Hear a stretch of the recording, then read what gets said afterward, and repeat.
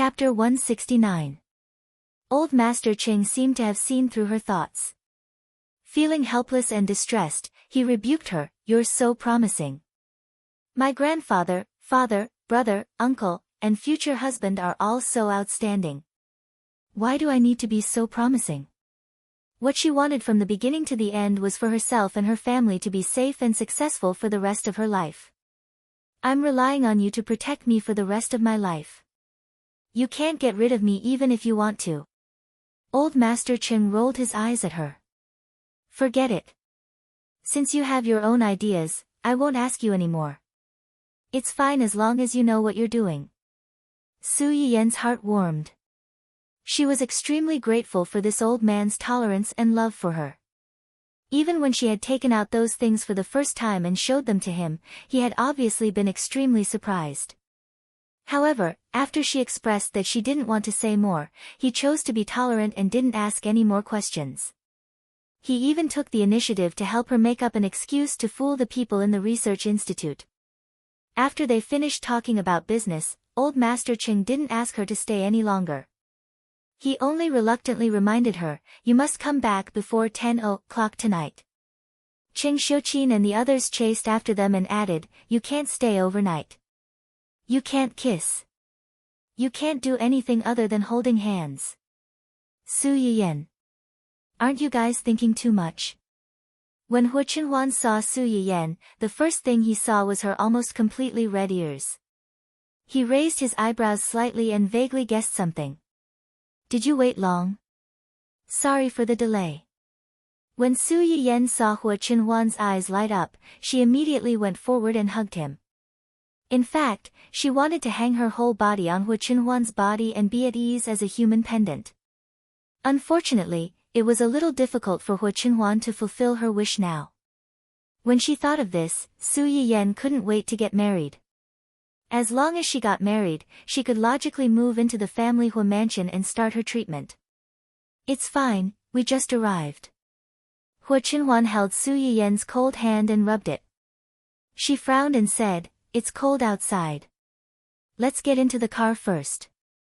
"Yes." As soon as the two of them got into the car, Su Yiyen took out the cake and egg tarts from the box. "These are the cakes and egg tarts I made. Try them and see if you like them. Oh, by the way, there's also soy milk. I ground it just now and it's still warm. Drink some to warm your body first." Hu Qinhuan took the soy milk and touched it. Sure enough, it was still warm. It felt warm and comfortable in her hands. However, his first thought was not to drink it. Instead, he pulled Su Yiyen's hand and covered it with his. As a result, the scene in the car changed to Su Yiyen's hand holding the cup, and Hu Qinhuan's hand covering the back of Su Yiyen's hand. Her palm and the back of her hand were both warm. Soon, Su Yiyen's cold hand was warmed up. Yu Zian sat in the driver's seat. He wanted to see what was going on in the back seat through the rear-view mirror. What entered his eyes was this sparkling scene. It almost blinded his titanium dog eyes. "Your scarf." Su Yiyen's hand was covered. She finally noticed the snow-white scarf that Hu Qinhuan was wearing today. Wasn't this one of the scarves that she had chosen for Hu Qinhuan when she went shopping with him last time? "It doesn't look good." "No, it looks good, very good. You're super handsome today." "Yes." Hu Qinhuan's eyes lit up, and the tips of her ears turned red. Chapter 170. Su Yiyen held the cup of soy milk for a while and felt that her hands had warmed up a little. She began to urge Hu Qinhuan to eat. "Try this egg tart. It's been baked for a while and it's a little cold. The outer skin might not be as crispy as before." Hu Qinhuan took a bite of the brightly colored egg tart from Su Yiyen's outstretched hand. The slightly cold skin of the egg tart was a little chewy, and the golden liquid was soft and fragrant, just like the person beside her. "It's delicious. I'm glad you like it." Su Yiyen breathed a sigh of relief and took out the exquisite little cake. "I wanted to draw two people and a dun-dun, but I found it difficult to draw people. Let me practice a little more." On the day of our wedding, I'll make a big cake and put it in the living room of the old mansion. What do you think? Hu Chenhuan's eyes lit up when he heard that. Okay. Su Yiyan was relieved to see that Hu Chenhuan didn't reject the two things. She passed the other one she prepared to Yu Zian. Time is limited, and it's a little troublesome to make a cake. I only made 2. One is at home, and the other is for your young master. I made quite a lot of egg tart. Take it back and try it with the others later. Yu Zian, who was driving, was almost moved to tears. He instantly forgot about the anger from being abused. While waiting for the car, he hurriedly took the box that Su Yiyan passed to him. Thank you, Miss Su. I'll definitely take it back and share it with the others. Yu Zian stole a glance at Hu Chenhuan when he said this. Seeing that he didn't have any reaction, he happily placed the box of egg tart in the front seat. He couldn't help but take a few glances at it before he drove off. Those who didn't know better would think that he was looking at his dream lover. After arriving at the hospital, Hu Chenhuan accompanied Su Yiyan upstairs while Yu Zian waited downstairs. As soon as the two of them left, Yu Zian shot a short video. It was a 360-degree loop, trying to capture all the scrumptiousness of the egg tarts in this short video. After taking the picture, Yu Zian enjoyed it for a while before sending it to the group of 3. He said happily, "Look, what's this?" Although Zui Yanbai and Gu Xiaoyang were both in the company, their working hours were relatively flexible, so they replied almost instantly. Lai Gu Xiaoyang, F***CK. What kind of peerless cutie, no, peerless delicacy was this? Hand it over and I won't kill you. Silence like a pine tree, is this, food? Fisherman Zian, he, I didn't waste so much effort to get this spot today. Young madam made some snacks and drinks for young master, and she also prepared some for us. She was so considerate and kind. Sob, I was so touched that I was about to cry. Lai Gu Chaoyang, jealousy makes me ugly. JPG, jealousy makes me cry. JPG, jealousy makes me dissociate. JPG, crying. JPG, why wasn't I the one who went with her today? Quiet as a pine, us. So all of us have a share. Fisherman Zian, it's me and Xiaoyang. You don't have a share. Lai Gu Xiaoyang, yes, you don't have a share. It's all me and Zian's, blissful. JPG, quiet as a pine. You guys are openly abusing your power for personal gain and embezzling public property. Fisherman Zian, so what? Young madam only said that she would let us have a taste. She didn't mention any names. Since it's in my hands, I have the final say. Lai Gu Chaoyang, that's right. Traitors have no right to speak. Get lost. Righteous. JPG. Chapter 171. Su Yiyan did not know that the snacks she made had once again witnessed a fake brotherly relationship. When she wheeled Hu Chenhuan into Ning Chirue's ward, she was surprised to find that there was another person in addition to Ning Xiyuan. This is... Su Yiyan frowned and looked displeased. She had confirmed the time of visit with the Ning brothers before she came, and this person was still in the ward at this time. Obviously, the brothers had agreed.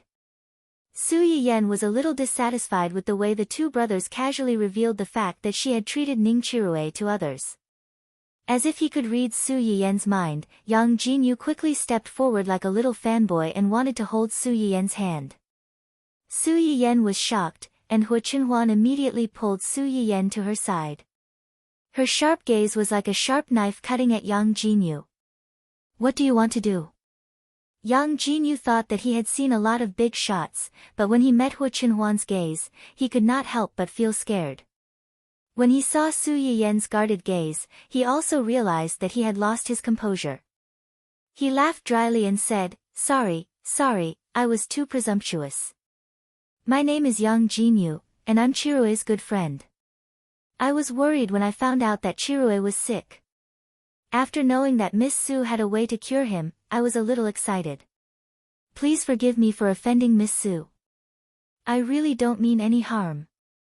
As Yang Jinyu spoke, he automatically took a few steps back to show that he was harmless.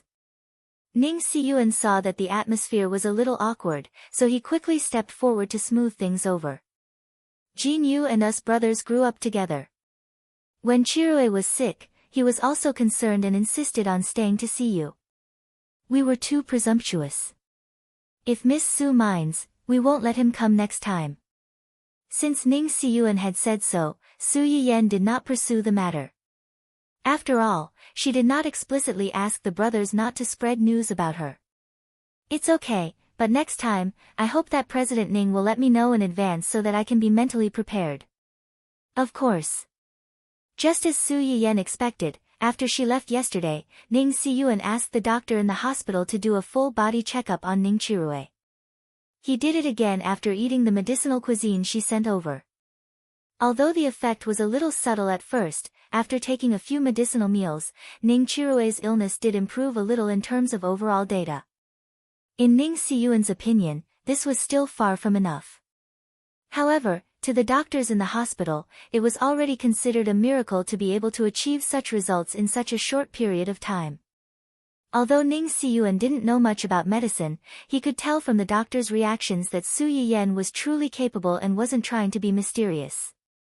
His attitude towards Su Yiyen was much warmer than before.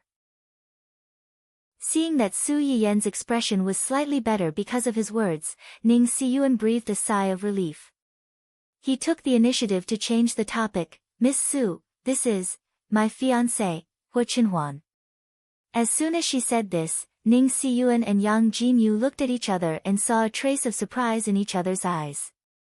They had heard of Hu Qinhuan's name before, but they did not expect to meet him here. Moreover, seeing how this person was subconsciously protecting Su Yiyen just now, the groundless rumors outside would probably be false. Chapter 172. No one disliked being praised for having a good relationship with the person they liked, and Su Yiyen was no exception. She smiled faintly and glanced at Hu Qinhuan with a smug look that said, "You don't have to tell me that." The coldness in Hu Qinhuan's eyes dissipated when he saw her like this, but he ignored Ning Siyuan and simply said, "Let's get down to business." The sooner they finished, the sooner they could leave. He really did not like the way these men looked at his wife. Su Yiyen saw his impatience and wanted to get it done quickly. She patted Hu Qinhuan's shoulder to comfort him and walked to Ning Chirue's bedside. "Have you eaten all the food that was delivered these 2 days?" After Ning Chirue saw Wen Jingping's true colors, he also understood that he had been used as a tool and wrongly blamed Su Yiyen. Now that he saw Su Yiyen, he felt uncomfortable and hesitated for a long time. In the end, it was Ning Siyuan who answered for him. "Yes, I asked someone to watch him eat. He ate all of it, not leaving anything behind." Oh. Su Yiyen saw Ning Chirue's embarrassment and thought of the system's announcement yesterday. She turned her eyes slightly and joked, "Is it delicious?" Ning Chirue's expression became more and more uncomfortable, but Yang Jinyu suddenly jumped out at this time and said, "It's delicious. When it was delivered, I happened to be next to it. That smell. TSK, it really makes people salivate. Especially that fish." Whenever Yang Jinyu thought of that smell, he could not help but show an intoxicated expression on his face. When he interrupted, Ning Chirue was unhappy. "You haven't eaten it, how do you know it's delicious? You still have the nerve to say that? Brother, I usually think of you first when I have something good. You're not even willing to give me a mouthful of fish or even a mouthful of soup. What's the use of having a brother like you? Don't forget, I'm a patient now. Those dishes were originally made for me. You snatched food from a patient and still have the nerve to tell others. Do you have any shame? Shame on you. You." Su Yiyen was speechless. Did he overturn the boat of friendship just because of a mouthful of food? What kind of fake brotherhood was this? After Ning Chirue finished rebuking Yang Jinyu, he suddenly felt a chill on his back. He looked around in confusion and instantly met Hu Qinhuan's cold gaze. Ning Chirue was speechless. Damn, what was wrong with this person? He looked like he wanted to eat someone.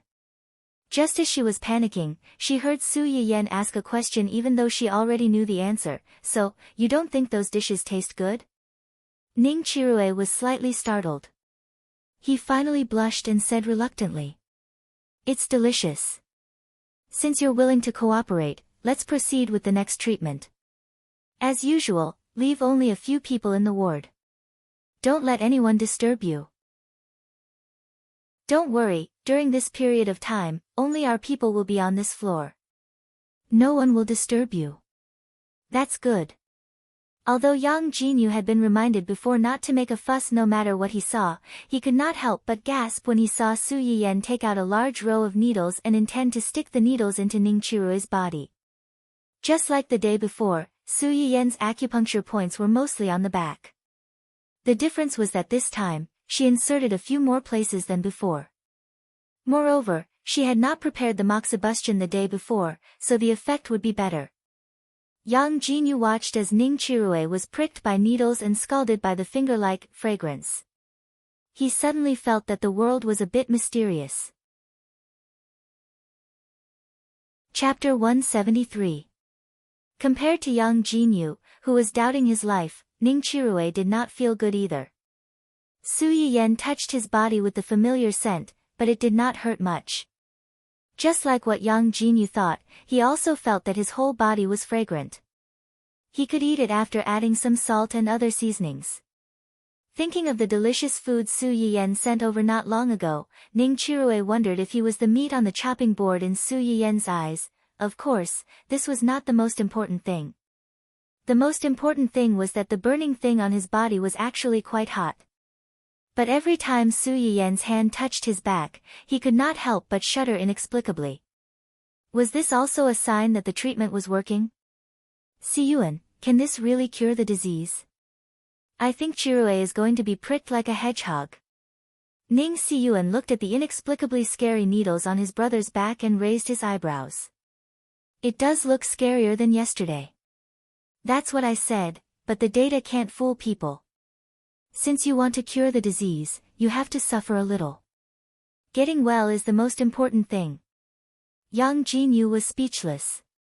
He was indeed his brother. He could not refute him. After Ning Siyuan finished speaking, he did not look at Su Yiyen and Su Yiyen. Instead, he turned to look at Hu Chenhuan, who was not far away. He had long heard that this family Huo was indifferent and scary. Because of her health, she did not see outsiders all year round. Now that he had met her, the rumors were true. It was just that when facing Su Yiyen, she would always carefully hide her scary hostility, as if she was afraid of hurting her. This conclusion made Ning Siyuan a little surprised, but it was surprisingly compatible with the two people in front of him. It seemed that the rumors outside were somewhat credible, but some were not. These two people were said to be forced into a marriage, but in fact, they were already in love with each other. If word got out, who knew how many people would be shocked? While countless thoughts flashed through Ning Siyuan's mind, Su Yiyen had finally inserted all the needles into the corresponding acupoints. After that, she still needed to leave the needles for another 20 to 30 minutes and gently twist the needles occasionally. When Yang Jinyu saw that Su Yiyen had stopped, he thought that she was done. He sneaked up to Ning Chirue and asked in a low voice, "Brother, are you okay?" Ning Chirue looked up at him and said weakly, "I think I can still be saved." Pfft. Su Yiyen almost laughed out loud. "Alright, don't make it sound like I'm abusing you. You're so comfortable that you're about to fall asleep. Do you want me to rescue you in your dream?" Ning Chirue's face turned red. He recalled how he had inexplicably fallen asleep the last time. Now that he thought about it, he still felt inexplicably embarrassed. She must have done something when she stabbed herself. She must have. Half an hour later, Su Yiyen pulled out all the needles that had been inserted into his body. His forehead was covered in a layer of sweat. Just as she exhaled, a hand reached over and wiped the sweat on her forehead. "Are you tired?" "I'm okay." Su Yiyan enjoyed Hu Qinhuan's thoughtfulness with a clear conscience. Her eyes were sparkling as she said, "I've made you wait for so long. You must be bored, right?"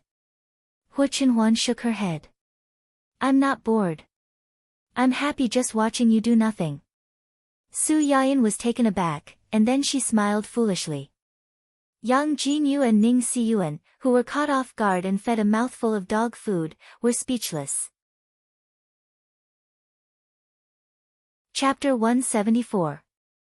Su Yiyan was happy that Hu Qinhuan dared to say sweet nothings to her in front of so many people, but she also desperately wanted to spend time with Hu Qinhuan alone. Therefore, after Hu Qinhuan helped her wipe her sweat, Su Yiyan immediately turned to look at Ning Siyuan and said, "Today's treatment will end here. I'll come back in a week. Remember to send someone to collect the remaining medicinal cuisine from my house on time. I've already stewed it before I came out tonight. You can send someone to collect it when it's time. My housekeeper will bring it to you." Ning Siyuan understood why the housekeeper was the one to collect it and not Su Yiyan herself. He glanced at the two of them and smiled faintly. "Okay, I'll send someone over on time. If there's nothing else, we'll take our leave first." "Okay, I'll send you out." "No need, we can go out on our own. You stay here and take care of your brother." This.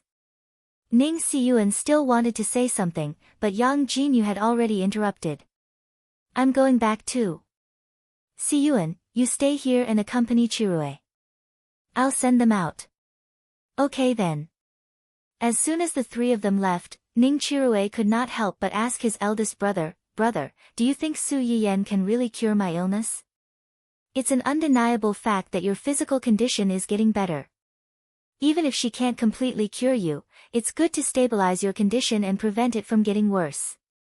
"That's true." Ning Chirue nodded, but he was not optimistic. "But brother, don't get your hopes up. If she can really cure my illness, why doesn't she treat her fiancé's leg? Maybe she wants to treat it, but she hasn't cured it yet. Don't you need to treat your illness for a while to know if it can be cured?" "Brother, what you said makes sense. I just hope that she can really do it." Ning Chirue pondered and frowned. "I didn't expect her fiancé to be." "Brother, do you think the two of them really have feelings for each other? Didn't you just see it?" Ning Chirue thought of how much public display of affection he had just witnessed. He choked and muttered indignantly, "What we see may not be true. Maybe it's just an act for us." Ning Siyuan was amused by his words. "Who do you think you are that she has to put on an act for you? Do you know who was in the wheelchair just now? Hu Xiaofeng's uncle. That's because you're inexperienced and don't understand." The outside world had never associated him with Hu Xiaofeng's family. It was too degrading. Even I, strictly speaking, have to call him Uncle Hua or even Master Hua. Is he that powerful? Ning Chirue was taken aback. In the upper-class society, the titles uncle and grandpa referred not only to seniority, but also to status and ability. Ning Siyuan sighed helplessly as he looked at his younger brother, who always appeared especially naive and sweet at times like this.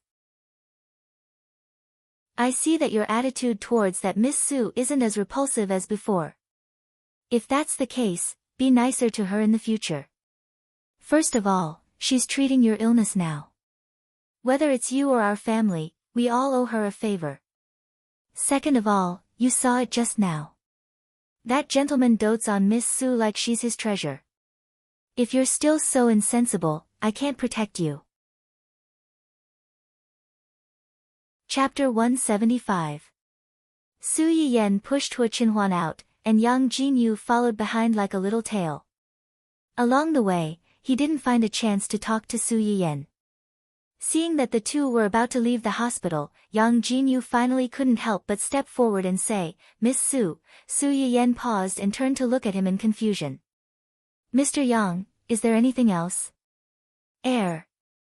Yang Jinyu felt a chill at the back of his head when Hu Qinhuan suddenly glanced at him coldly. But when he thought of his own situation, he braced himself and went to Su Yiyan's side and whispered, "Miss Su, are you the streamer of Yan Yan's little Yan Yan kitchen?" You are. Su Yiyen's eyes narrowed slightly, and she subconsciously glanced at Hu Chenhuan. After seeing that she didn't seem to hear Yang Jinyo's words, she frowned and said, "What Yanyan's little kitchen? I've never heard of it." Su Yiyen's reaction was within Yang Jinyo's expectations. He hurriedly explained, "Miss Su, don't be nervous. I'm a loyal viewer of your live broadcast room, and I was lucky enough to be selected by you before." "You are?" Su Yiyen's words were tantamount to admitting that she was the streamer in disguise. Ahem. Yang Jinyu touched his nose and seemed to be a little embarrassed to admit his ID. "I'm that, golden gun will not fall." Su Yiyen suddenly realized that she still had an impression of this ID. After all, he was a frequent guest of her live broadcast room who often gave her a large reward, and she couldn't forget his name even if she wanted to. This could also explain why he was so excited when he saw her in the ward. Seeing that Su Yiyen seemed to remember him, Yang Jinyo's eyes lit up. He said awkwardly and flatteringly, "Well, Miss Su, can I have a word with you?" Su Yiyen raised his eyebrows. He could understand the man's previous problem. He lowered his head and reported to Hu Chenhuan, "This is one of my former patients. I'm going to talk to him for a while. I'll be back soon. Wait for me here."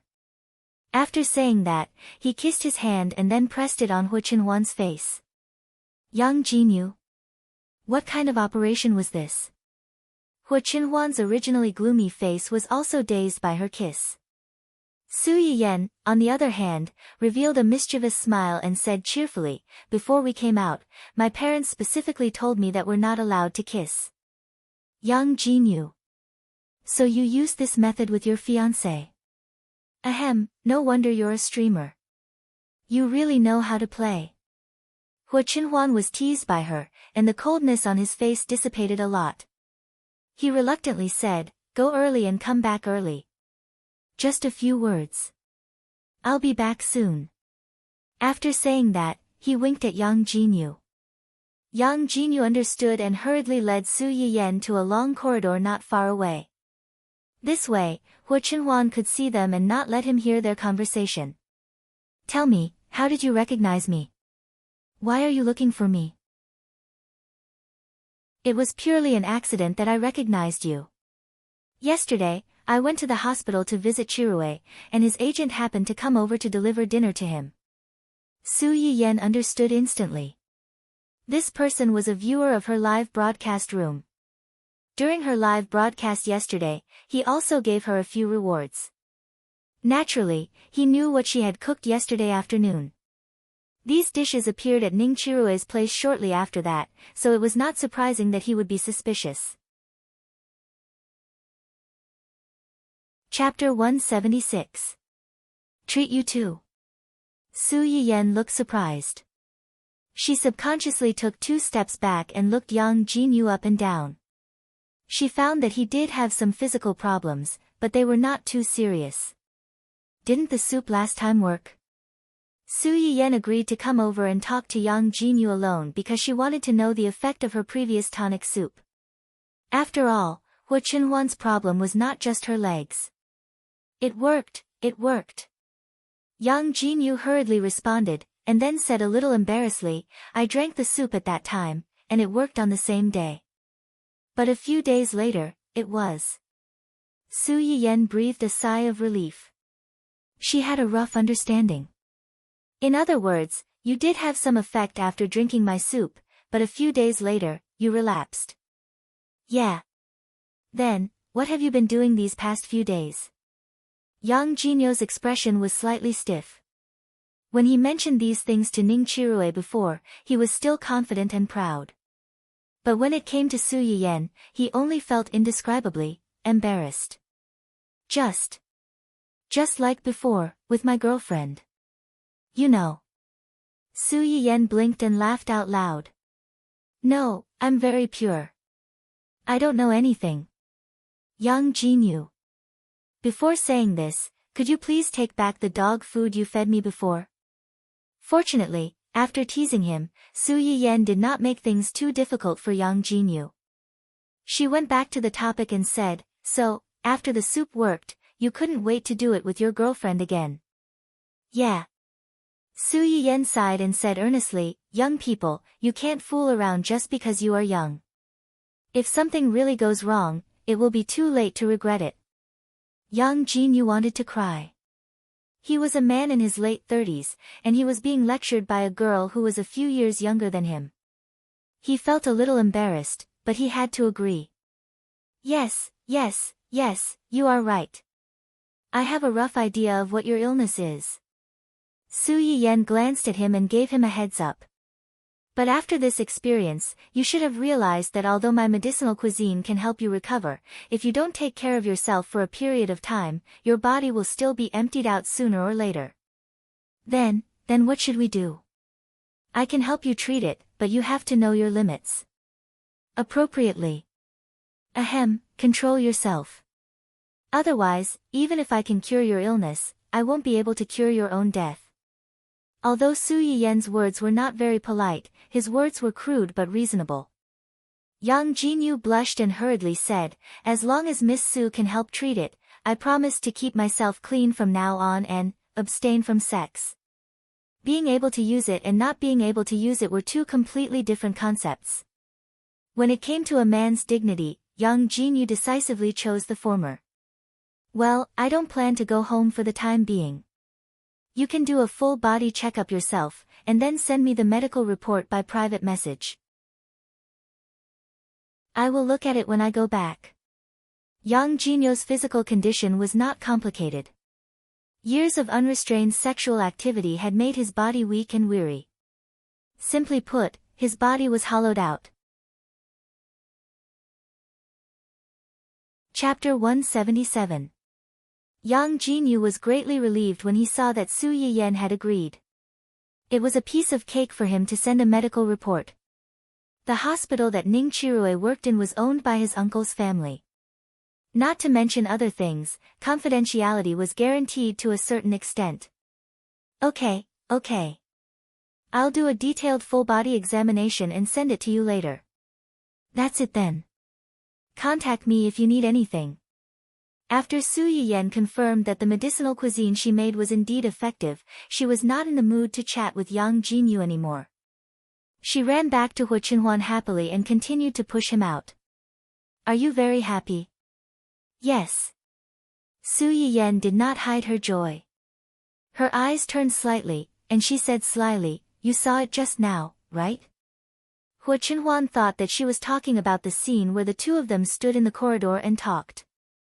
His eyes darkened slightly, and he said coldly, I saw it. Su Yiyen had always been sensitive to Hu Qinhuan's emotional changes.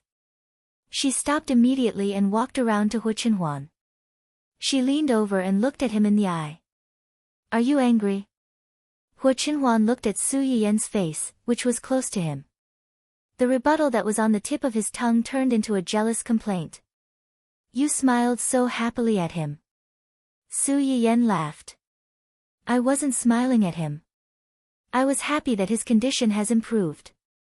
Hu Qinhuan's face was still ugly, and he looked away to avoid eye contact. Su Yiyen had no choice but to blush and say truthfully, his illness is similar to yours. Hu Qinhuan's expression changed slightly. He suddenly understood something, and his face was a little ugly. Don't be angry. What I meant was that you saw how I treated Ning Chirue, right? Hu Qinhuan was stunned, and a little embarrassment flashed across his face.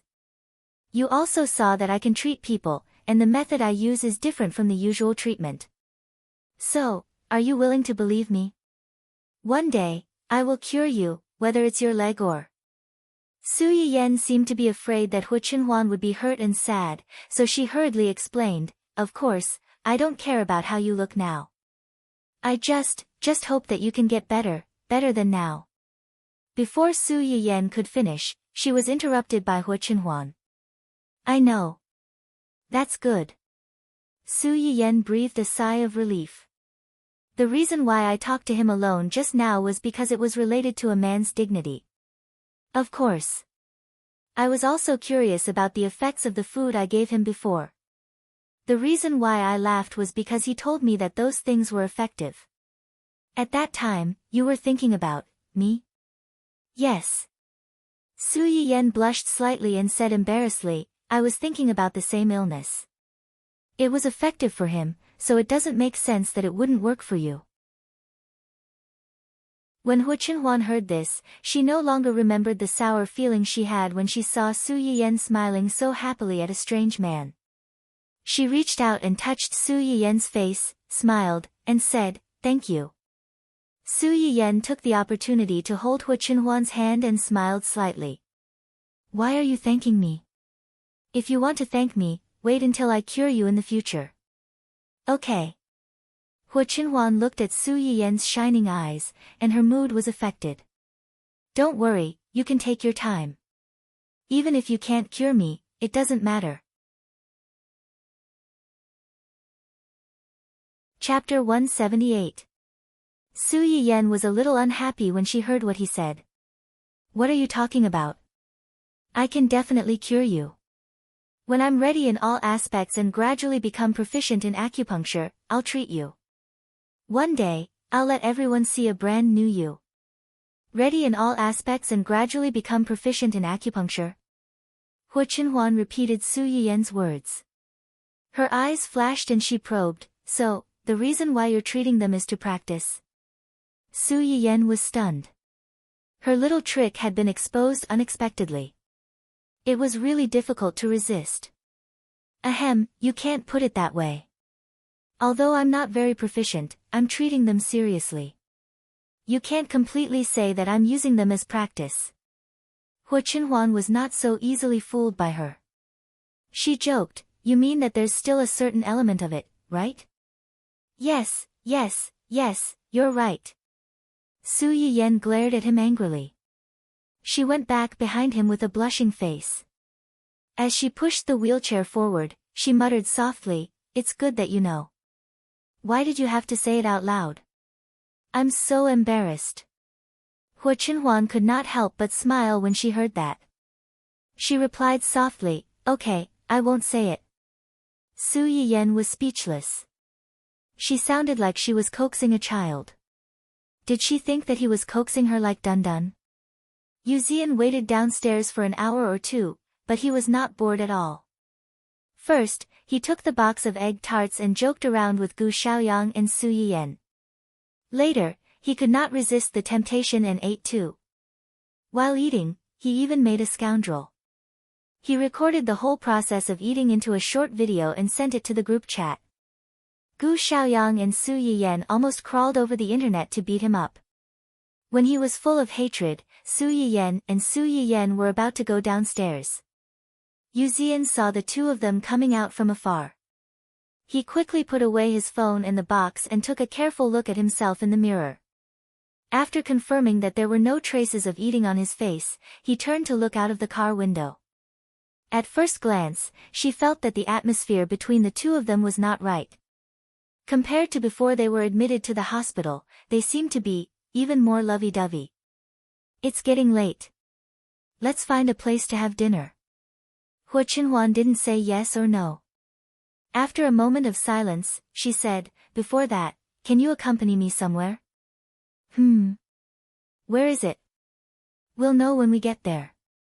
Su Yiyen was a little surprised. This guy actually learned how to be mysterious. It seemed that he had learned a lot from his subordinates during this time. Hu Qinhuan didn't say anything, so she didn't ask. However, the place that Hu Qinhuan wanted to take her to seemed a little far. After driving for about half an hour, Su Yiyen couldn't help but yawn. She had been busy the whole day, making egg tarts and cakes at home. She was so busy that she didn't even take an afternoon nap. When she came out, she performed acupuncture for Ning Chirue for more than an hour. At this time, she was really sleepy and couldn't open her eyes. Hu Qinhuan immediately noticed Su Yiyen's strange behavior. He reached out to support her swaying head and let her lean on his shoulder. Go to sleep. I'll wake you up when we get there. Su Yiyen was actually half asleep at this time.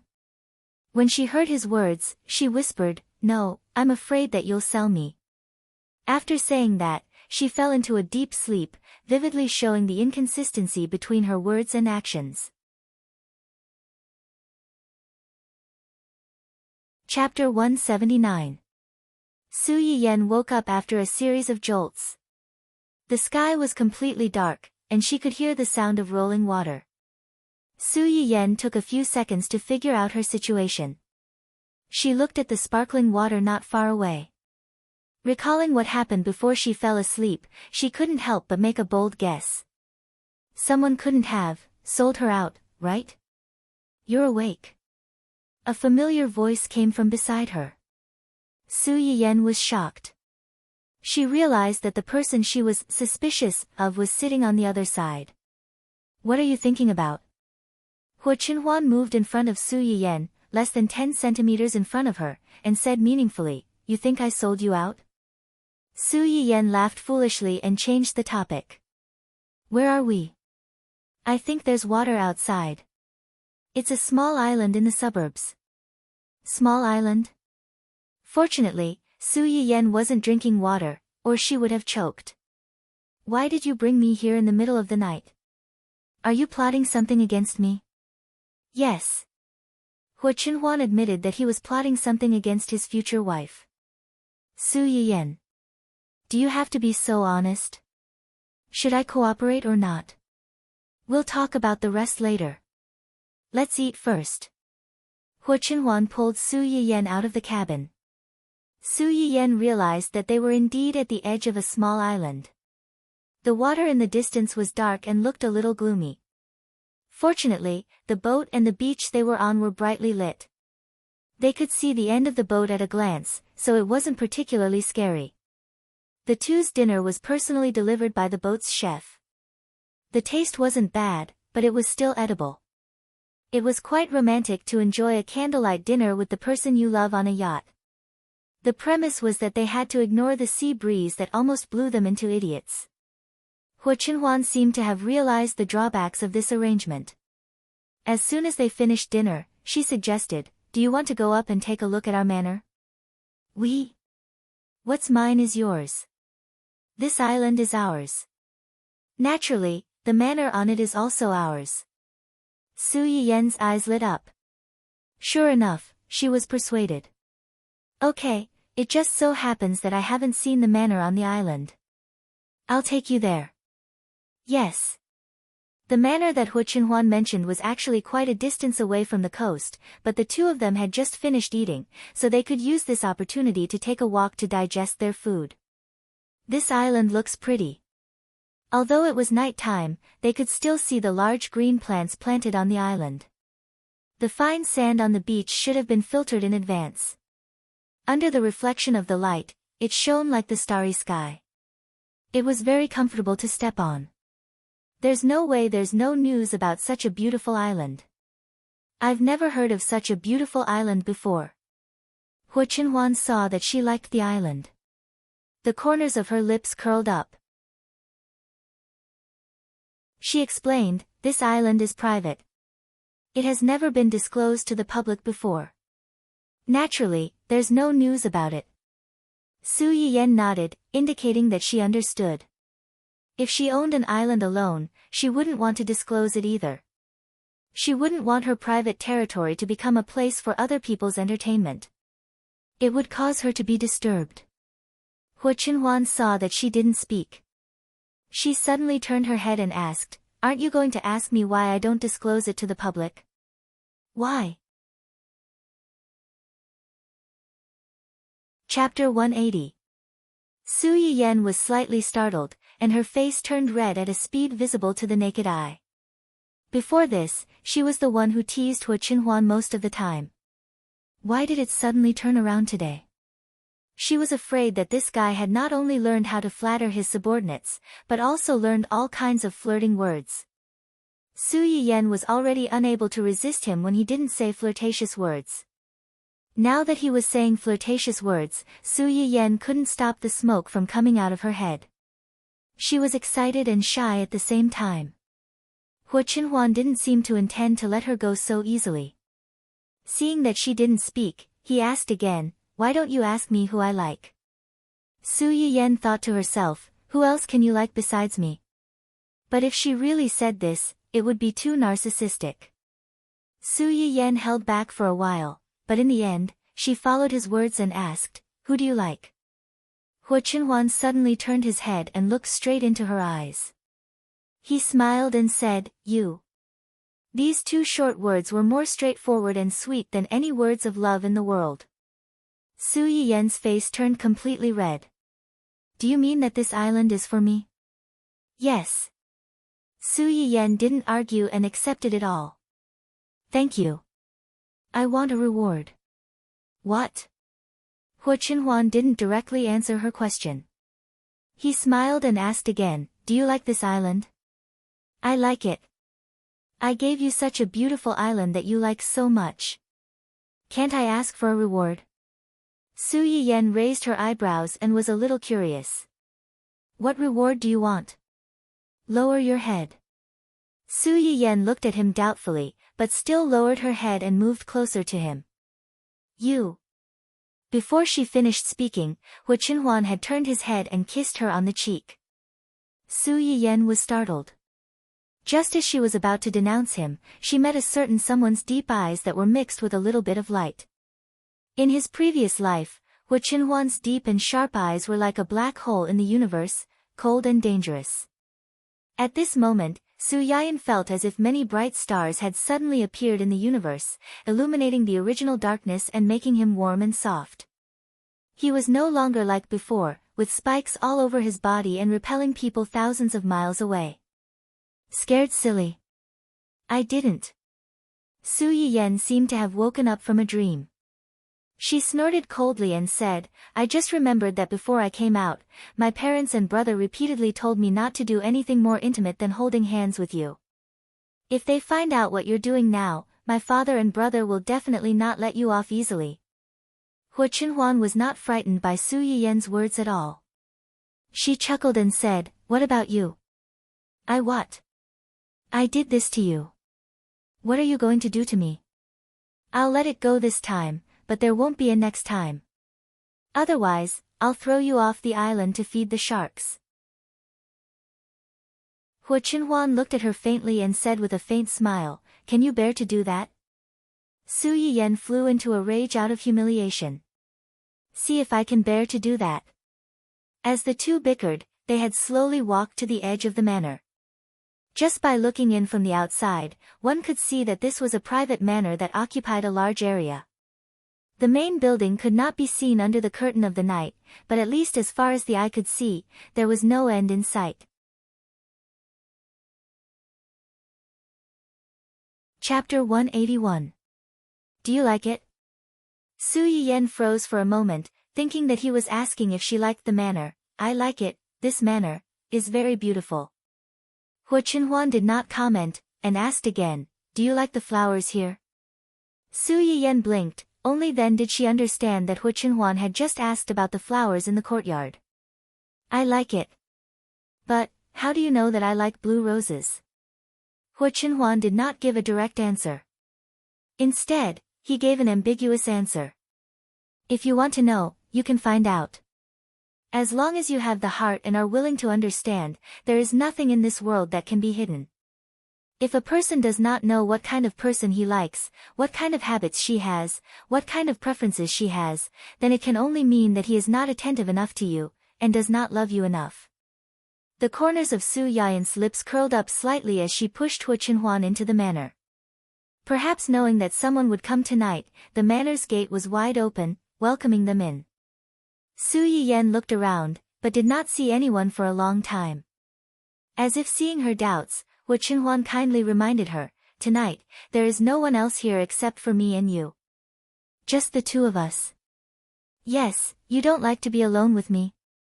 "No, just the two of us, this is good." Su Yiyen pushed Hu Qinhuan to the front of the flowers, and asked with a smile, "You know that I like blue roses, then do you know why I like blue roses?" "Why?" "Blue is the color of the sky and the sea, clean and beautiful. And the flower language of blue roses just happens to be miracles and impossible things. I like miracles, they can always bring me different surprises, just like you." She thought that she would miss you, but unexpectedly returned to the past. In her previous life, this was something impossible to achieve, a miracle that she had never expected. To me, you are a miracle. Hu Qinhuan's expression slightly moved, and reached out to hold Su Yiyen's hand. You are also my miracle. Su Yiyen pursed her lips, and just as she was about to say something, she suddenly heard a burst of fireworks outside the manor. Someone is setting off fireworks? Su Yiyen's attention was instantly attracted. Colorful fireworks flew up from both sides of the manor, sometimes like a waterfall pouring down, sometimes like snowflakes dancing in the sky. Su Yiyen at first thought that the fireworks were just deliberately set by the people near the manor, until the fireworks exploded in the sky, one after another. Did you prepare these fireworks? Su Yiyen's voice just fell. Suddenly, a familiar figure flew out of the manor's gate. It was a fat dog wearing a pink lace dress with a large pink bow on its head. As it ran, the flesh all over its body was trembling. The blue rose in its mouth was also being blown by the wind and was being ravaged. Dun dun. Su Yiyen was about to squat down to greet her little dog, but saw it suddenly turn around and run to her side. Hu Qinhuan carefully took the rose in Dundun's mouth, and patted its little head as a reward. Then she leaned over to look at Su Yiyen, and smiled, Yen Yen. Yes. Su Yiyen's heart suddenly jumped, and she inexplicably felt a little nervous. Chapter 182. Su Yiyen's mind went blank for a moment. She stared blankly at the blue rose in front of her. After a while, she finally found her voice. You want me to agree with just a blue rose?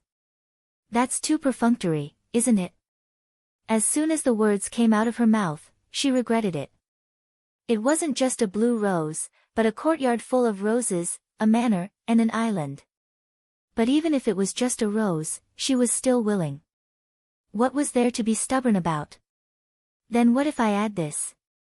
Hu Qinhuan took out a small box that he had prepared earlier and handed it to Su Yiyen. When Su Yiyen saw the thing inside, her face changed. Inside the delicate little box was a beautiful platinum diamond ring. This diamond ring was in the shape of a rotating belt. Finally, one on the left and one on the right, encircled the uppermost diamond. In addition, if one looked carefully, they would find that the belt of the ring had an incomparably delicate engraving in the shape of an olive branch. At a glance, it looked like two olive branches encircling the diamond. It was a little strange but very beautiful.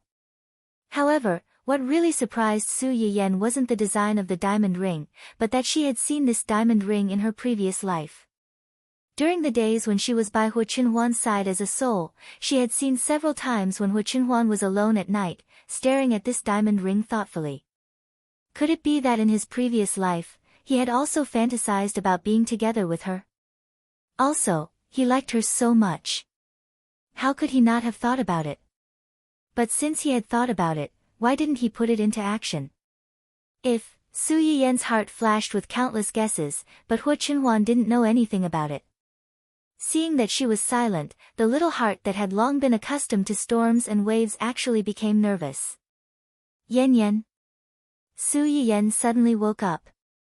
Only then did she remember that she was at the scene of a marriage proposal.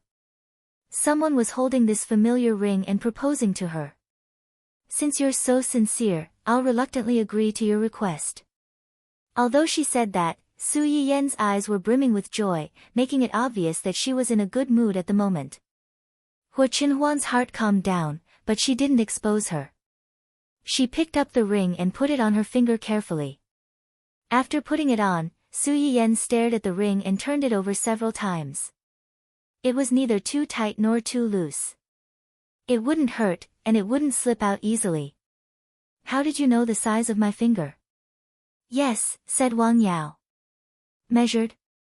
How did you measure it? Hu Qinhuan reached out and took the initiative to hold her hand. Then, he opened his hand and intertwined his fingers with hers. This is the amount. Su Yiyen. Like hell I'll believe you. How can you measure it like this? However, she also knew that there wasn't much point in dwelling on this. Soon, she changed the topic that she was more curious about. The pattern of this ring is a bit special. Does it have any special meaning? Hu Qinhuan held her hand and stroked the texture of the ring. At that time, I asked for eternity, and he gave me a design in return. The body of the ring is a miniature version of the Mobius ring, which symbolizes eternity. The olive branch on the top seems to symbolize peace, but in fact, it represents the endless growth of plants, forever and ever. Su Yiyen's eyes became slightly hot when she heard these words. Endless growth, forever and ever. What a moving 8 words. Chapter 183. Who's this guy you're talking about? His name is Hermes. He's a friend of mine and a famous jewelry designer. Su Yiyen was stunned when he heard the name. The internationally famous jewelry designer, Hermes James? Yes. You're friends with him. The internationally renowned jewelry tycoon was in his 40s or 50s. He was a completely different age group from Hu Qinhuan. Most importantly, in 2 years, this tycoon, who once controlled the lifeline of the jewelry world, would pass away due to illness. Not long after his death, because he did not leave behind any descendants, the younger generation of the family's collateral branch fought over the inheritance he left behind. A terrible gunfight even broke out. In the end, most of the people died, and the rest ended up in prison. The jewelry tycoon collapsed and disappeared in the long river of history. It became a topic of conversation for many people. Su Yiyen had an impression of this name because he had seen the relevant news report at the time. He had lamented the impermanence of the world. He did not expect these two to be friends. Then, in 2 years, we're friends despite the difference in age. Hu Qinhuan did not hide it. I met him by chance on a trip. We became friends because we hit it off. We've known each other for almost 10 years. Su Yiyen was shocked. So long. Yes. I mentioned this idea to him before, but I didn't let him put it into practice. I didn't expect him to have an idea in private long ago. He rushed to produce the finished product before I urged him. This was the main reason why the diamond ring could appear in front of them so quickly. When Hu Qinhuan asked Zui Yanbai to contact Hermes, he was a little worried that there would not be enough time for him to finalize the draft and produce the finished product. He did not expect that the finished product would be delivered a few days after he mentioned it to him. There was also a letter that told him that the wedding ring was in the process of being produced.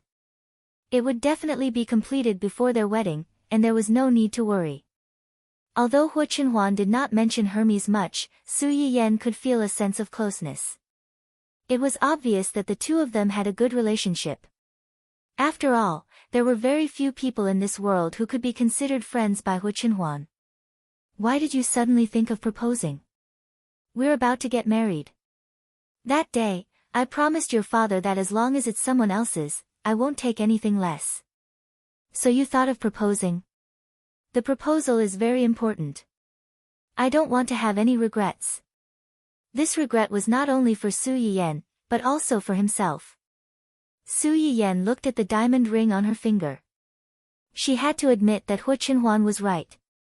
Even though she knew that they would get married soon, she still couldn't help but feel a little happy when such a surprise suddenly appeared. This was a little romance that he had planned completely on his own initiative.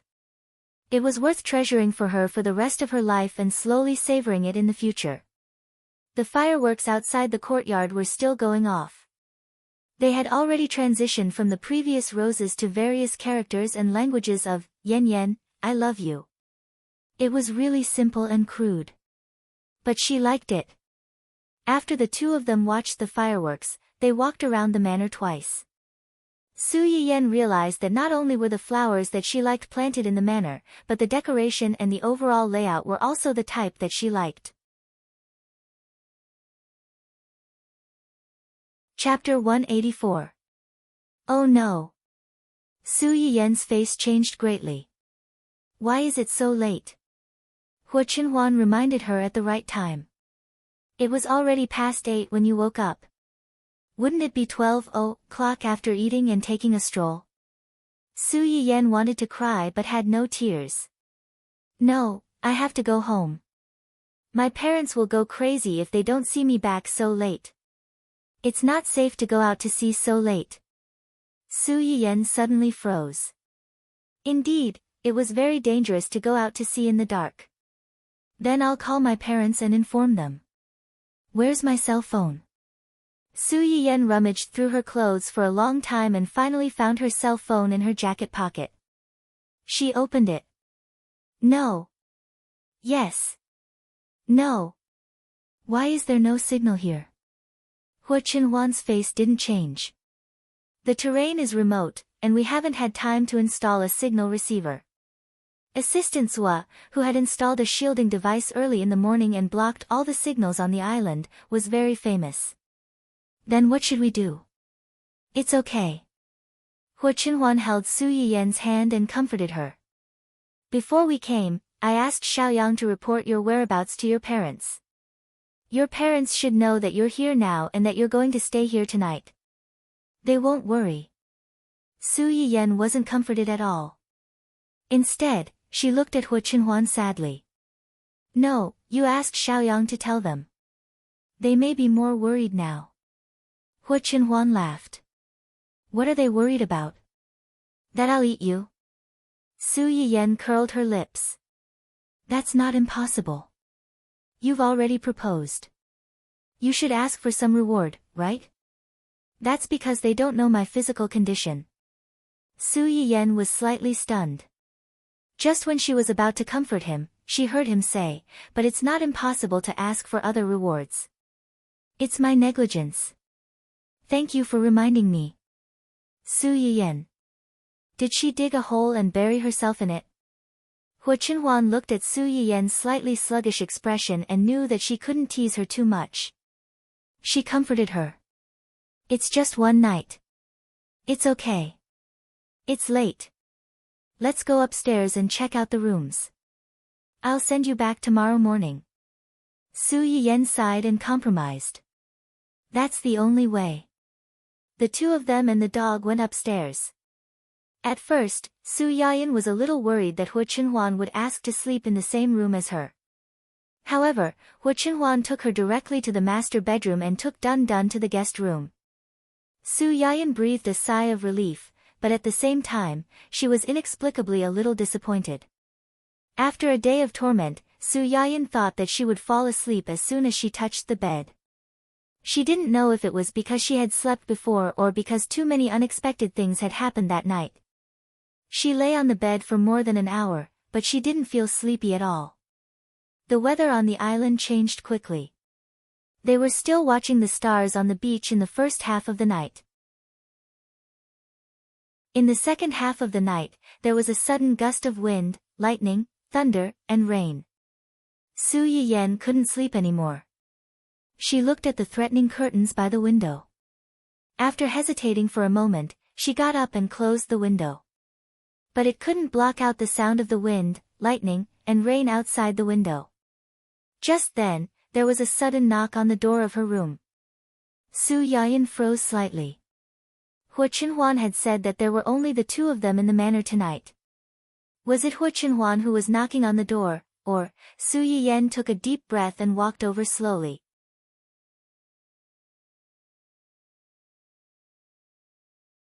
Chapter 185. Su Yiyen was shocked. She took a closer look and realized that it was Dun Dun. When she looked up again, she saw Hua Qinhuan's familiar figure. Unlike before he left, Hua Qinhuan was wearing light blue cotton pajamas, which made him look more casual and approachable. She looked prettier. Hua Qinhuan saw that she was staring at her and took the initiative to break the silence.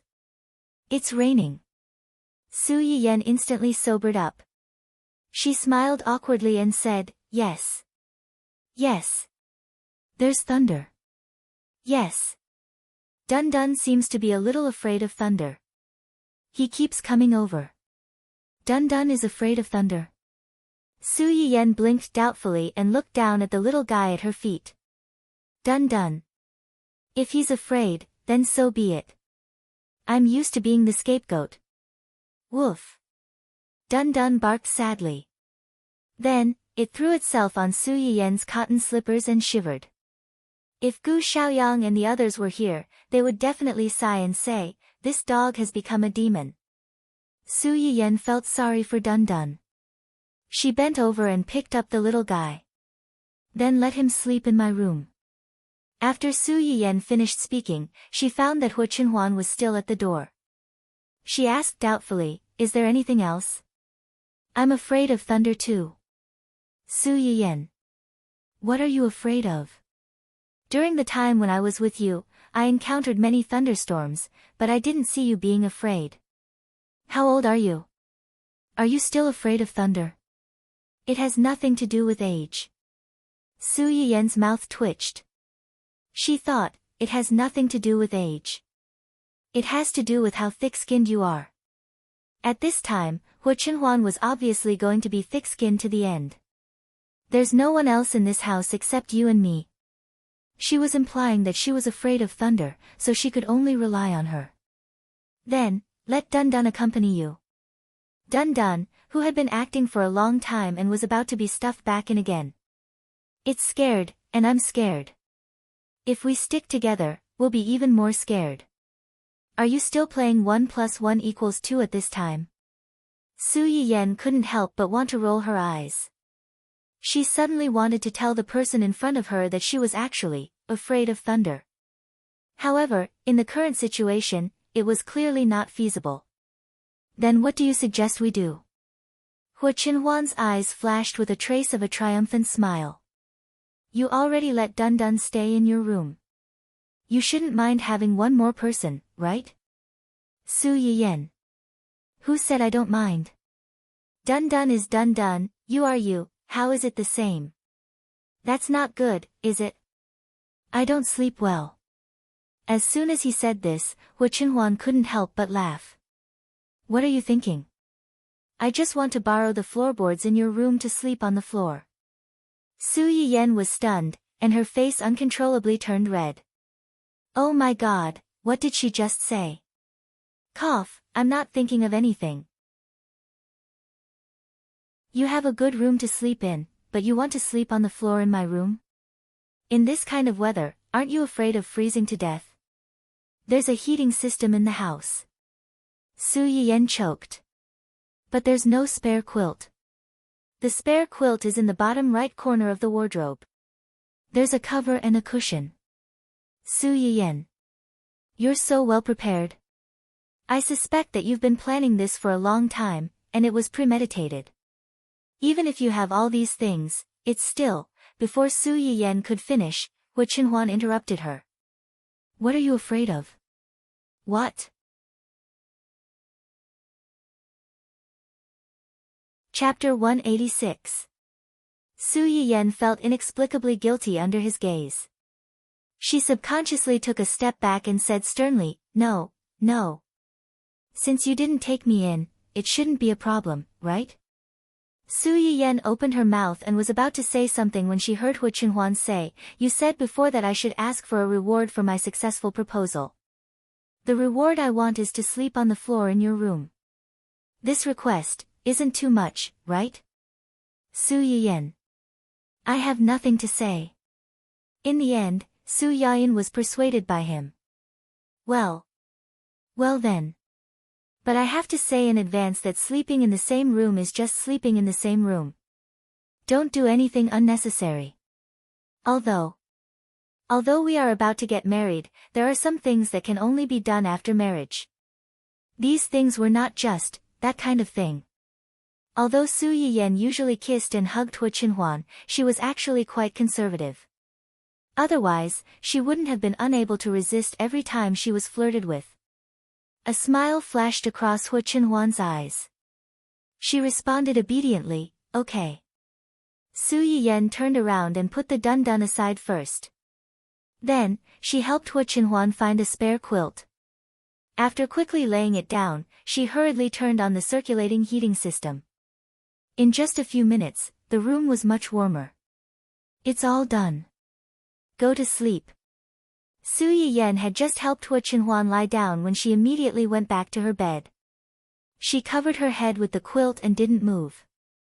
A few minutes later, Su Yiyen secretly poked her little head out and asked in a low voice, "Are you still awake?" She thought that she wouldn't get a reply. Unexpectedly, in the next second, she heard a low voice from below. "Yes." Su Yiyen was startled. She quickly shrank back into the quilt and shouted as if her butt was on fire, "Sleep early. Good night."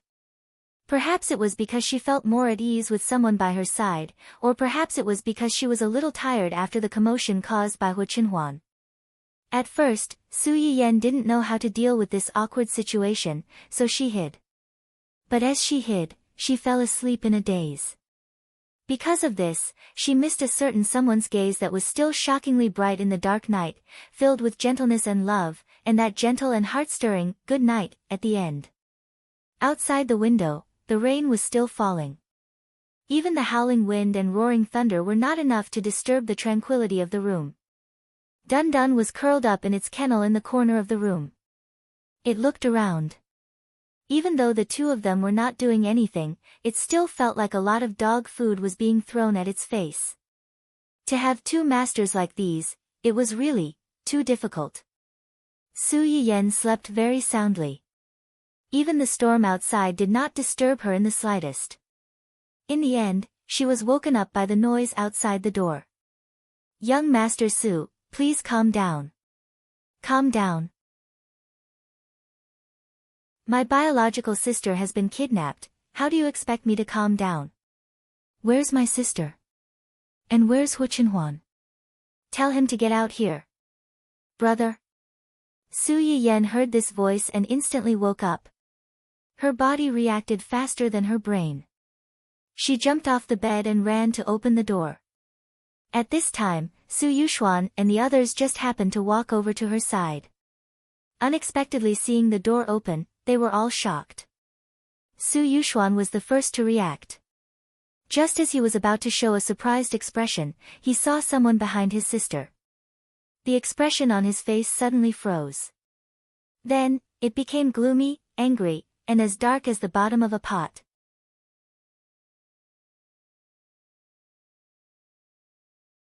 Chapter 187. The earth-shattering roar almost collapsed the roof of the manor. It was conceivable that Su Yuxuan was on the verge of exploding. After being yelled at, Su Yiyen finally realized the seriousness of the matter. She turned her head stiffly and saw Hu Qinhuan, who had also just woken up. Su Yiyen immediately gasped and hurriedly explained, "Brother, don't misunderstand. Nothing happened between us." Unfortunately, Su Yuxuan was so angry that he lost his mind. He said without thinking, "Then why are you sleeping in the same room?" Because it rained heavily and thundered last night. I was afraid to be alone, so I asked him to come over and accompany me. Moreover, he slept on the floor while I slept on the bed. Nothing happened between us." As soon as Su Yiyen said that, everyone present was stunned, especially Hu Qinhuan. However, he quickly realized that Su Yiyen was defending him. The corners of his lips curled up unconsciously. "Why is Big Brother here? Don't call me that. Who's your brother?" Su Yuxuan was even angrier when he heard Hu Qinhuan call him that. He glared fiercely at Hu Qinhuan, stepped forward, grabbed his sister's hand, and dragged her out. "Brother, what are you doing?" Su Yiyen was unprepared. She staggered a few steps forward and almost fell. Hu Qinhuan's eyes darkened slightly. He gave Gu Xiaoyang and the others a look. They understood and quickly stepped forward to separate the two of them. "What else can I do? I'll take you out of here." As soon as Su Yuxuan finished speaking, he was held up by two people and forcibly separated from his sister. "What are you doing? Let go of me. Brother." Su Yiyen was also a little surprised by their actions. Before she could do anything, her hand was suddenly held by the person beside her. The person placed her hand in the palm of his hand and carefully stroked and rubbed it. "You're hurting her." There was a hint of anger in Qinshu's tone. Only then did Su Yiyen notice that her wrist had turned red from the tugging just now. Her skin was fair to begin with, so the redness was a little shocking. Upon seeing this, Su Yuxuan also realized that he had been impulsive just now. He looked regretful, not only because he had accidentally hurt his sister, but also because his impulsiveness had caused him to lose the initiative in front of Hu Chenhuan. Hu Chenhuan rubbed Su Yiyen's wrist for a while before finally dispersing the red marks on her wrist. Looking at how focused he was, those who didn't know would think that he was not holding a hand, but some unknown rare treasure. Su Yiyen's ears turned red. As soon as the other party loosened his grip, she quickly pulled her hand back. My brother didn't do it on purpose. Tell them to let him go. In fact, Su Yiyen didn't need to say anything. Gu Xiaoyang and the others didn't dare to hold the future brother-in-law of their young master for too long. They had already loosened their grip a long time ago. The reason why they still maintained their original position was that Su Yuxuan was completely stunned by the two people's behavior of abusing single people as if there was no one else around. As soon as he came back to his senses, he broke free from their restraint. He snorted coldly and turned to leave. Upon seeing this, Su Yiyen hurriedly said, I should go back. I'll come to see you next time if I have the chance. Hu Chenhuan thought that according to his future brother-in-law's reaction, the next time would not come so easily. With this thought, Hu Chenhuan suddenly leaned over to Su Yiyen and kissed her on the cheek before she could react. Su Yiyen blinked in surprise and blankly. Touching the place where she was kissed, her first reaction was.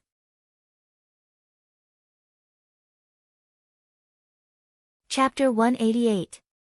Su Yuxuan was angry, but he couldn't just leave his sister in the wolf's den. After walking for a while, he stopped and prepared to go back and fight with Hu Chenhuan and the guys around him. Fortunately, before he could take action, Su Yiyen followed him. Su Yuxuan was stunned for a moment, and his expression became better. They didn't stop you? Why would they stop me? Brother, nothing happened between me and him last night. Since nothing happened, why didn't you return last night? Su Yiyen choked and said with a guilty conscience, because we stayed on this island for too long last night and forgot the time. When we remembered, it was already very late. It's not safe to go out to sea late at night. Although she said that, Su Yuxuan still saw the loophole in her words at a glance. He coldly snorted, then who brought you to this island? Him. And who brought you to this island to play and forget the time? It's also him. Su Yuxuan only asked these two questions, and directly closed the coffin. Forget the time. I think he did it on purpose. He deliberately brought you here, deliberately left you on the island so late, and deliberately went to your room. Although her brother was right, Su Yiyen still tried her best to salvage the situation. Brother, there was really thunder and rain last night. It was very loud, and I was afraid to be alone, so I asked him to come and accompany me. And you should have seen it just now. He slept on the floor, and I slept on the bed. The first two things are fine, but it can't be that the thunder and lightning, the storm and the storm were all arranged by him, right? This time, it was Su Yuxuan's turn to choke.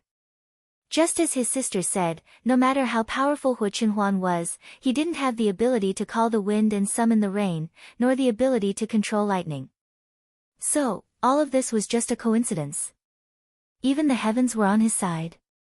Su Yuxuan's face darkened just as this thought popped up in his head. How infuriating. Su Yiyen saw her brother's face change several times, becoming darker and darker. She knew something was wrong and quickly changed the topic. Brother, why are you here? Shouldn't you be in the office at this time? The company is not as important as you. Su Yuxuan's face darkened as she snorted, you didn't come home last night, and your phone couldn't be reached. Mom and Dad were so worried that they almost called the police. Su Yiyen looked embarrassed. Didn't anyone tell you that I'm not going back? It would have been better if Su Yiyen hadn't mentioned this. Now that she mentioned it, Su Yuxuan's face darkened even more. Of course there is. It's because he came to our house and told us that you wouldn't be coming back tonight and would be staying at his young master's place that Mom and Dad were even more nervous. You're not even married yet, and you're already staying at his house. If this gets out, who knows what people will say about you. When they couldn't get through to Su Yiyen's phone, they were still worried that something might have happened to her. Now that they knew she was fine, they were relieved, but at the same time, they had a new worry. Su Yiyen had already been subjected to a lot of criticism because of the incident between the Su family and the family Hua. If people found out about today's incident, who knew what kind of infuriating things they would say? Su Yiyen looked embarrassed. She smiled and said, "This place is so secluded. No one would know about it, right? Moreover, we're engaged. It's normal for us to live together and try to get married."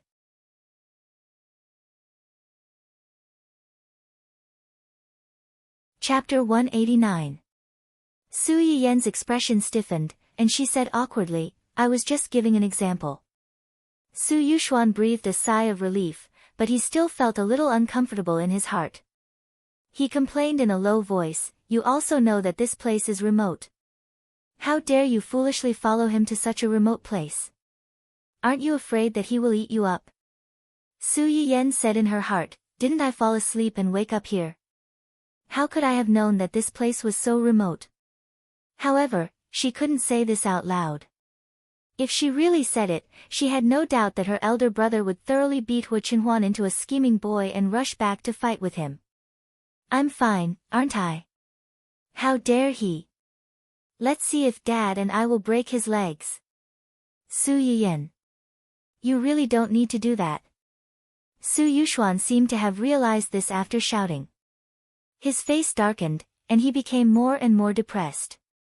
"Anyway, that's what happened. After that guy went to our house to report, Dad and Mom didn't sleep the whole night.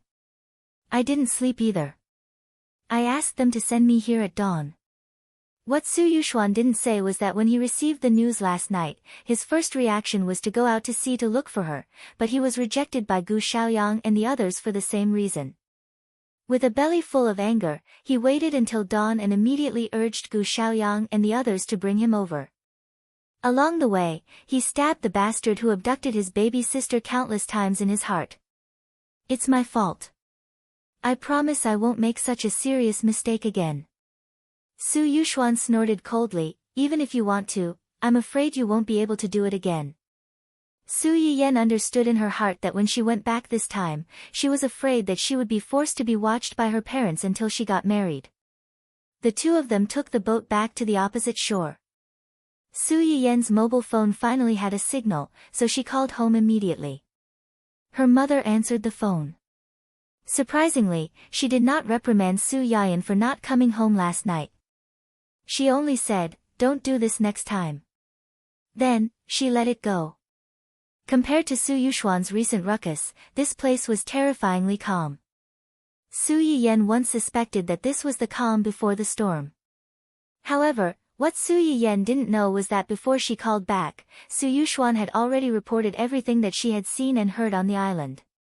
Qing Xiuqin and the others already knew that nothing out of the ordinary had happened between the two of them, which was why they were so calm. Otherwise, Su Yuxuan would not be the only one with murderous intent. When Su Yiyen returned home, Qing Xiuqin and the others had just gone out to pick up her uncle. There was no one at home, which made her greatly relieved. However, since her uncle was here, it was time to nourish him and her aunt. She wanted them to work hard and try to make a baby. Cough, cough. Moreover, as the saying went, if you eat from others, you have to be soft-hearted. She cooked a good meal to make the elders happy. They couldn't blame her for yesterday's incident, right? Su Yiyen went into the kitchen with a little thought. Just as she connected to the internet, she saw a few notifications. Normally, she wouldn't look at this kind of entertainment news. Just as she was about to open the news, she saw a photo at the top. It was a publicity photo of a girl group, and a familiar figure was in the center of the publicity photo. Her smile was gentle and bright. Those who didn't know would think that she was very popular now and had a promising future.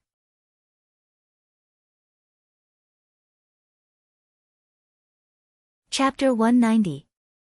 Xia Junsheng had only mentioned it yesterday when he was reporting to her about the company's work.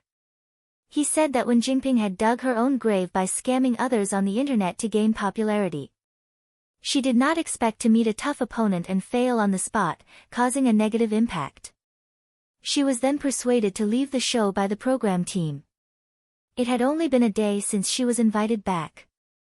Obviously, she had used some unknown connections. Ning Chirue could no longer be her help, and she probably had not had time to hook up with her other spare tires. After thinking about it, it seemed that only Hu Xiaofeng could help her return to the stage at this time.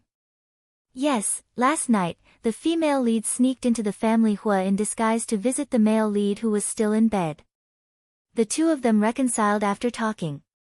Early this morning, the male lead contacted a senior member of the program team and sent the female lead back. Su Yiyan smiled coldly. She is indeed the child of the world with her own protagonist aura.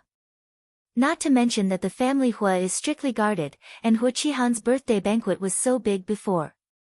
Most people should already know what she looks like.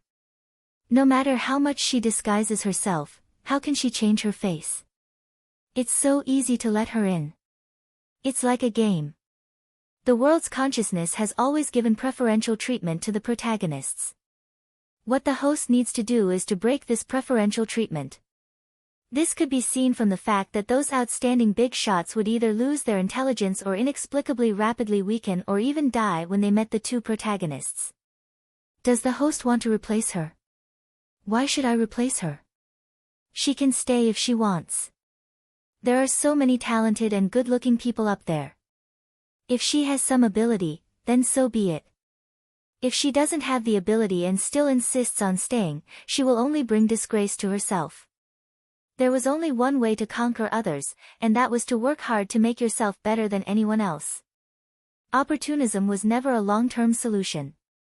Even if you got some benefits for a while, there would be a day when you would suffer a backlash. Su Yiyan's sudden broadcast without warning could be said to be a pleasant surprise for those who were surfing the internet. Look at what I saw. Ha ha ha, while no one is around, I'm hugging the host and doing a 100-meter sprint. Upstairs, put her down. Where is there no one? I'm watching the streamer's live stream 24/7. If anyone wants to hug, it should be me. A group of people were arguing on the screen, fighting to take Su Yiyan away. In the end, it was the father of the number one on the leaderboard who stepped in. He gave her a few luxurious gifts and even replied in bold font on the screen. Mine. The noise on the screen stopped abruptly, and then the discussion became even more lively. Ah, this is a familiar scene. I knew it. The number one on the leaderboard in the previous live stream must have been hacked. Ha ha ha, that's right. The daddy who ranked first in the last live stream had a sudden change in style. Now that I think about it, I still can't accept it. Just as a bunch of similar comments were sent out, everyone saw two words floating across the top of the screen. Love you, the crowd. F***CK, did your account get hacked again? Wasn't he fine just now? Why did he change again? Is he suffering from a split personality? Boss, blink if you're kidnapped. This is the internet. How do you expect her to blink at you? Be good, baby. Don't be naughty. Return the phone to your mother. Su Yiyan was a little touched when she saw the words, love you. However, after seeing these funny comments, this touch was replaced by schadenfreude. She secretly wondered how a certain someone who had become a mother would feel at this moment.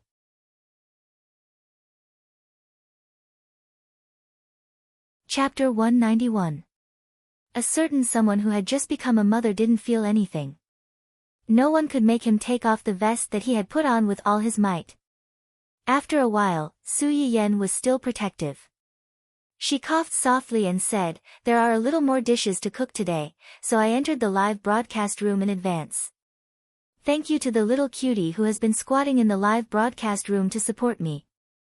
Next, let's start with the custom-made private medicinal cuisine for the lucky viewer who drew the last live broadcast, showu liver slices.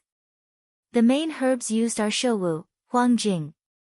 Before Su Yiyan finished speaking, the screen was filled with complaints. Host, the Research Institute's announcement is talking about you, right? When will these medicinal herbs be officially sold? We've already prepared the money, but we can't even find a place to buy them. How can this be justified? Yes, we're still in a hurry to save lives. Please give us a specific time. This group of people had probably gone to bother the administrator of the Research Institute before, but they couldn't get anything out of him, so they could only come to Su Yiyan to try their luck.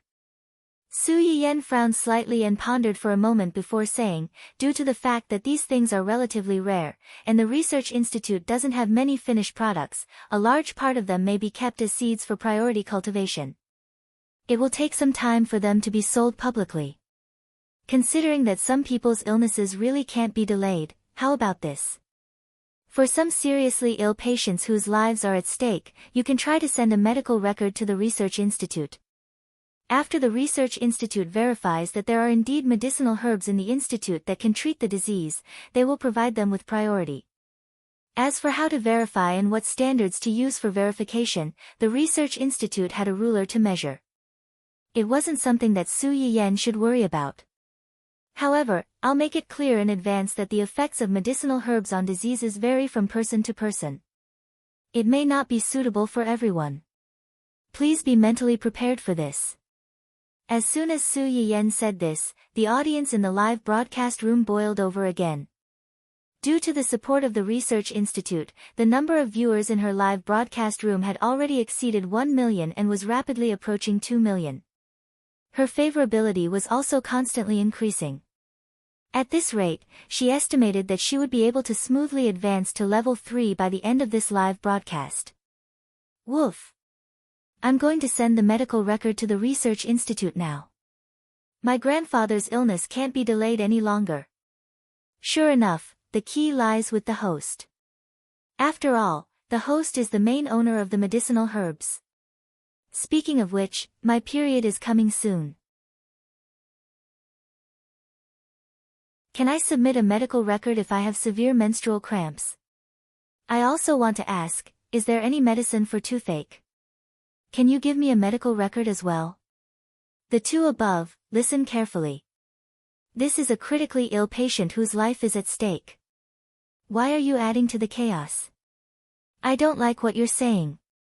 Haven't you heard that toothache isn't an illness? Does it hurt like hell? In just a moment, the audience had already started arguing about what a life-threatening patient was. Su Yiyan did not stop them. He concentrated on washing the ingredients that he needed. He first added the fleece flower root and sealwort into the pot and boiled them for about 10 minutes. Then, he added the cut carrots, pig liver, and abalone mushrooms. Tuber fleece flower has the effect of tonifying liver and kidney, replenishing blood essence, black beard and hair, and strengthening muscles and bones. Sealwort also has a certain effect on the deficiency of spleen and stomach, and early white beard and hair. When the audience heard this, their hearts skipped a beat. Black beard and hair.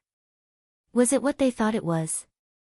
Paired with pig liver that replenishes blood, it has the effect of nourishing yin and blood, as well as preventing hair loss.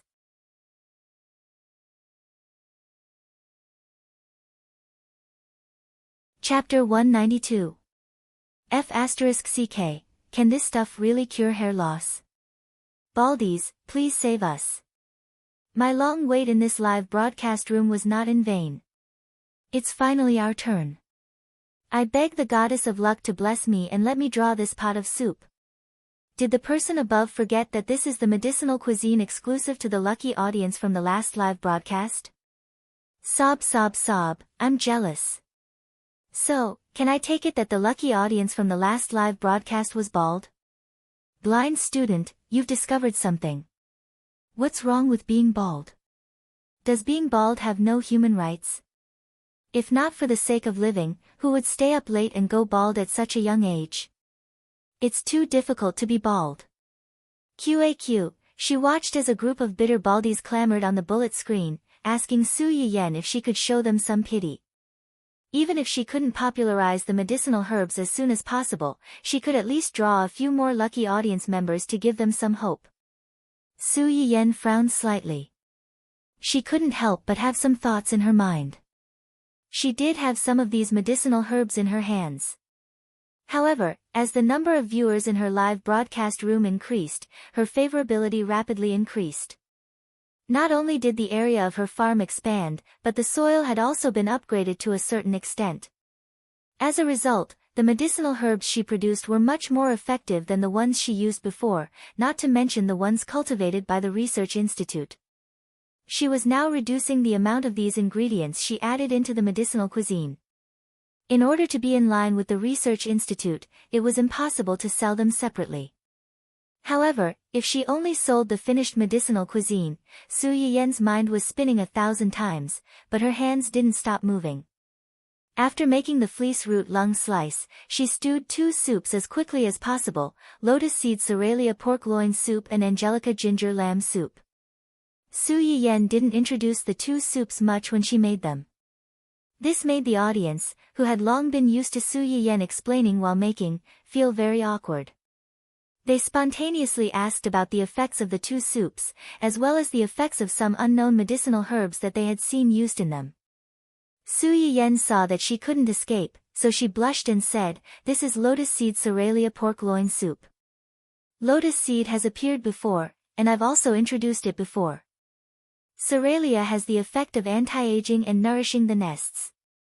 When paired with walnuts that nourish the kidneys, the 3 ingredients together have the effect of improving the balance of estrogen and enhancing, sexual desire." As soon as the introduction came out, the bullet screen was dead silent for a few seconds. Then, it exploded like a blowout. F***CK, isn't that the same effect as sexy streamer, driving online?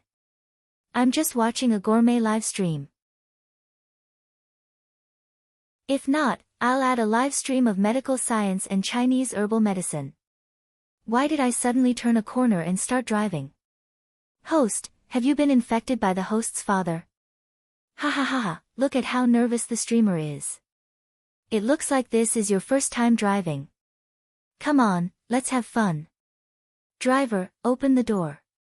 This is not the bus to the kindergarten. I want to get off. The doors are welded shut. No one is allowed to get out of the car. Let us run to the finish line together. Sob sob sob, the few people in front, be careful. If this goes too far, our live stream room will be blocked. Shrug hand. JPG, Su Yiyan had already expected these guys to react this way, so she planned to be vague in the beginning. She didn't expect that she still couldn't escape.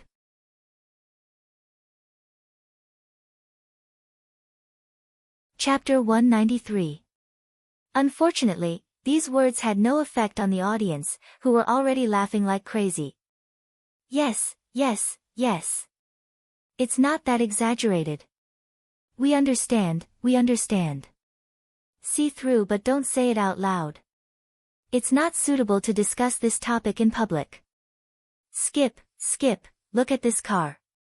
It's big and yellow, and it drives very fast. Not bad, not bad, Su Yiyan was speechless. It seemed like they didn't listen at all. Su Yiyan sighed helplessly when she realized that she couldn't get through to them. She didn't continue to argue and started talking about the second soup. Things like moral integrity were really something that one would get used to over time. When she started talking about the first soup, Su Yiyan was at a loss. Now that she was talking about the second soup, she felt like she had nothing left to lose. Angelica ginger mutton soup. Angelica can nourish the blood and regulate the essence. Mutton can nourish the kidneys.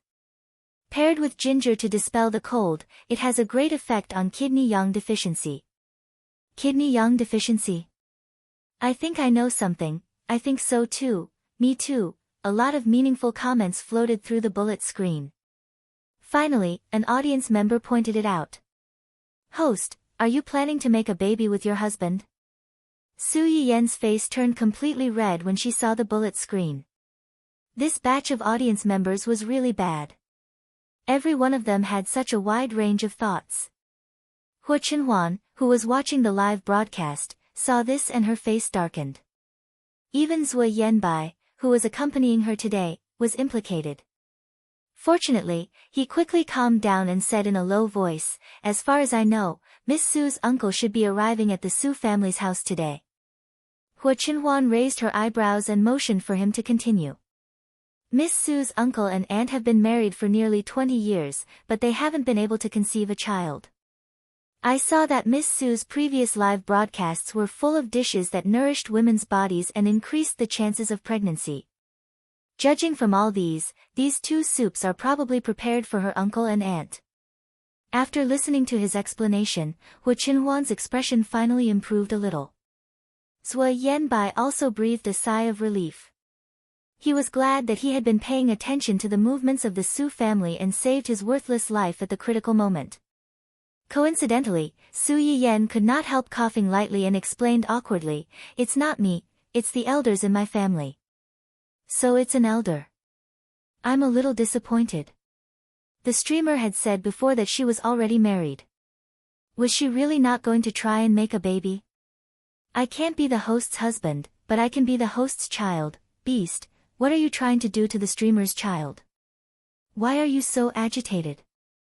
"I just want to say that I can be the host's in-law." "What are you thinking?" Nose picking, is the person who asked the streamer to make a baby stupid? If the streamer is pregnant, it means that she has to take care of the fetus. Can she still broadcast so frequently while taking care of the fetus? Be clear about the main points. Don't lose sight of the big picture for the small.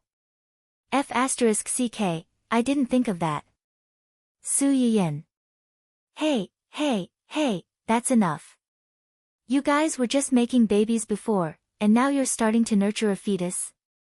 Do you have to be so imaginative? As the person involved, I can't keep up. Fortunately, the last viewer's words woke everyone up.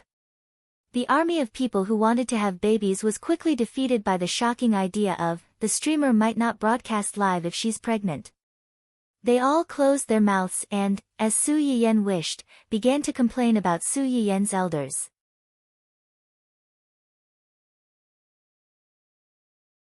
Chapter 194. Su Yiyen looked at the screen full of viewers who wanted to be her relatives. The corners of her lips curled up slightly, but she did not say anything. This was the longest live broadcast Su Yiyen had ever done. It took about 3 hours before Su Yiyen finally finished cooking all the dishes. She packed the dishes that she had gotten from Ning Chirue and Hua Chenhuan and sent them out. She almost collapsed. The thoughts in her heart were magnified countless times at this moment. She could not go on like this. She had to shoulder this burden before she died from overwork. Before that, she had to find an ally first. The first person that Su Yiyen targeted was her biological uncle who had come from the same place. As the saying goes, a nephew resembles his uncle. From Su Yuxuan, one could tell what kind of person Su Yiyen's uncle was. It was not that the two looked alike, but that their temperaments were similar. They were the kind of people who looked gentle and refined on the surface but were actually evil. Moreover, they were very protective of their family members. No matter how awe-inspiring they were outside, at home, they were gentle and warm men who put their family members first. Like Qin Shueru, Qing Juanhao, who had been married for many years without children, had long regarded his sister's children as his own. From the moment he saw Qing Xiuqin and the others, he either asked his wife or asked why the 2 children did not come with them. Qing Xiuqin and the others interrupted and told him frankly at first, but thinking that he was tired from the journey, they only replied vaguely, "They have something to do." Qing Juanhao was suspicious, but he did not ask much. He followed the others back to the Su family's house and smelled a special fragrance. "What's this smell? It smells so good." Qing Xiuqin and the others' eyes lit up slightly. They smiled faintly and said, "It should be Yan Yan cooking." Cooking. During this time, Qing Juanhao learned from his wife that his precious niece had recently learned to cook, and the food she cooked tasted good. His wife, who originally had no appetite and was rapidly losing weight, gained a few kilograms of weight. Her complexion was also much better than before. However, Qing Juanhao couldn't help but feel a little dazed when he smelled it personally. Coincidentally, Su Yiyan had finished cleaning up the mess and came out of the kitchen. "Uncle." Su Yiyan quickly ran over and gave him a hug. "You must be tired from the journey. I made some dishes to welcome Uncle. If there's nothing else, let's eat first." Su Yuxuan was carrying 2 plates of food in front of Su Yiyan. Her eyes lit up when she saw them. Only the heavens knew how torturous it was for him to stay outside for the past few hours without being able to eat.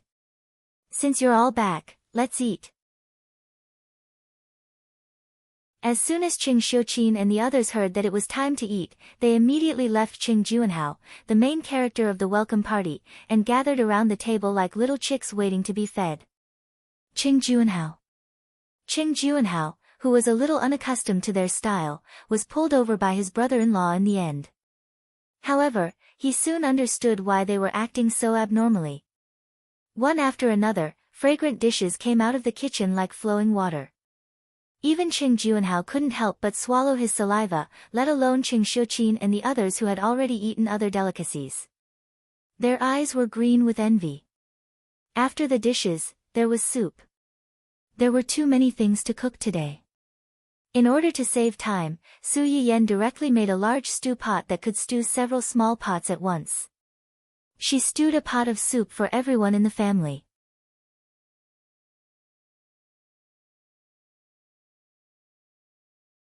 Chapter 195. This one is for Auntie, and this one is for Uncle. Su Yiyan brought out the soup and distributed it to everyone. The others were used to it, and they just stared at the soup in front of them. It was Qing Juanhao's first time seeing such a scene. He looked at the soup in front of him and then at his wife's soup in confusion. "Why is the soup different? This is a tonic soup with medicinal herbs. Men and women have different tonics, so the soup is naturally different." Qing Juanhao did not know much about this, so he asked suspiciously, "There's such a thing?" "Of course. Why would I lie to you, Uncle?" Qing Juanhao nodded and did not say anything else. On the other hand, old Master Qing glanced at their soup. He thought about how his granddaughter had been nourishing Qin Shueru's body all this time, so he could more or less guess the effect of these soups. He lowered his head slightly and hid the smile on his face. Qing Xiuqin and the others could more or less guess this, so they smiled and tried to smooth things over. What does it matter if it's the same or not? The key is whether it tastes good or not. Speaking of which, it's all thanks to you today. Although Yan Yan usually cooks, it's not as sumptuous as today. We'll talk about other things later. Let's eat first. With such a big table of dishes, it won't taste good when it gets cold." After Qing Xiuqin said that, they no longer paid attention to the 2 bowls of soup in front of Qing Juanhao and his wife. They focused on eating. Qing Juanhao did not eat much on the way here, so he was indeed a little hungry now. Coincidentally, the dish in front of him was his favorite fish, so he picked up a mouthful and put it in his mouth without thinking. In the next second, an indescribable excitement rushed from his tongue to his head, causing his entire face to turn red. This, Qin Shueru saw him like this and quickly poured a glass of cold water for him. Qing Juanhao drank half the glass of cold water before he finally calmed down. He slurred and said, "This fish. Why is this fish so spicy?" Qin Shueru had been married to him for so many years, but this was the first time she saw him in such a sorry state. She could not help but laugh. "There's chili in it." "Chili? Those red ones are much spicier than ginger." Su Yiyan pointed at the red chili peppers on the plate. "My brother and dad both like spicy food, so I made more spicy dishes. If Uncle doesn't like the taste, there's also a plate of sweet and sour fish. It's lighter." When Qing Juanhao heard what she said, he didn't feel too conflicted. He first tried the sweet and sour fish, and the taste was indeed a little bland. Although it was delicious, he didn't like sweet things. After a moment of hesitation, he reached for the spicy steamed crucian carp. This time, at least he was mentally prepared. While it was spicy, he also felt that this fish tasted better than any fish he had eaten before. The first mouthful was a little stimulating, but the second mouthful started to get used to it. The third mouthful was enough, and by the fourth mouthful, he couldn't stop anymore. Su Yiyen raised his head while holding his bowl and saw his uncle frequently reaching for the spicy dishes on the table. His face was red from eating, but he still couldn't bear to put down his chopsticks. Great, another spicy person who was captivated by chili peppers. Fortunately, she would make some tea for them to drink every day to reduce internal heat. Otherwise, they would have been tortured to death by constipation and other side effects.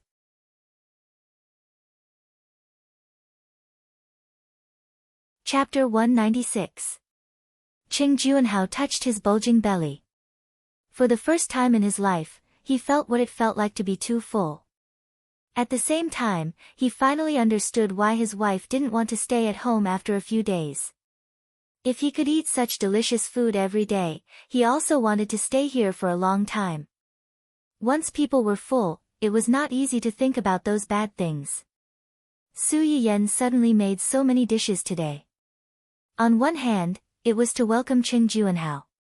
On the other hand, she wanted to use this opportunity to please Qing Xiuqin and others so that they wouldn't take last night's incident to heart. Qing Xiuqin and others obviously knew this. For the sake of the table full of food, they didn't say anything to Su Yiyen. After the meal, they went to the yard to stroll around to digest. Qing Juanhao wanted to follow them, but Su Yiyen stopped him first. "Uncle, I have something to discuss with you." Qing Juanhao was stunned. Looking at his niece's bright smile, he was a little puzzled. "What is it?" "I want to open a restaurant." "Open a restaurant? What kind of restaurant?" "A medicinal cuisine restaurant." Qing Juanhao was confused. "What's a medicinal cuisine?" "It's a little troublesome to explain." "What do you think of the food just now?" "It's delicious. Yanyan's dishes are 100 times better than those in high-end restaurants outside." "Then if I take them out to sell," Qing Juanhao grasped the key point. "You want to open a restaurant?" "Yes. A medicinal cuisine restaurant could be considered a kind of restaurant." Qing Juanhao thought for a moment. "Then why are you looking for me? I heard that uncle has a shop in the city that has been abandoned and unused. You want to buy that shop?" "Yes."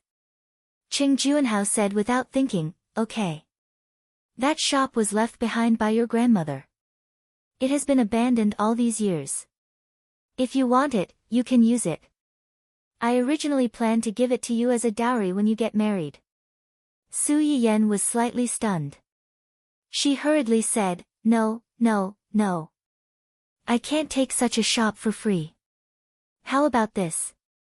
After I open the shop, uncle, you can be counted as a shareholder. When the shop is profitable, I'll give you a bonus." Qing Juanhao frowned and was a little unhappy.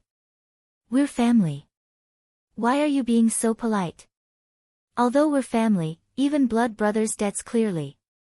"Uncle, if you say so, I'll be embarrassed to ask you for help."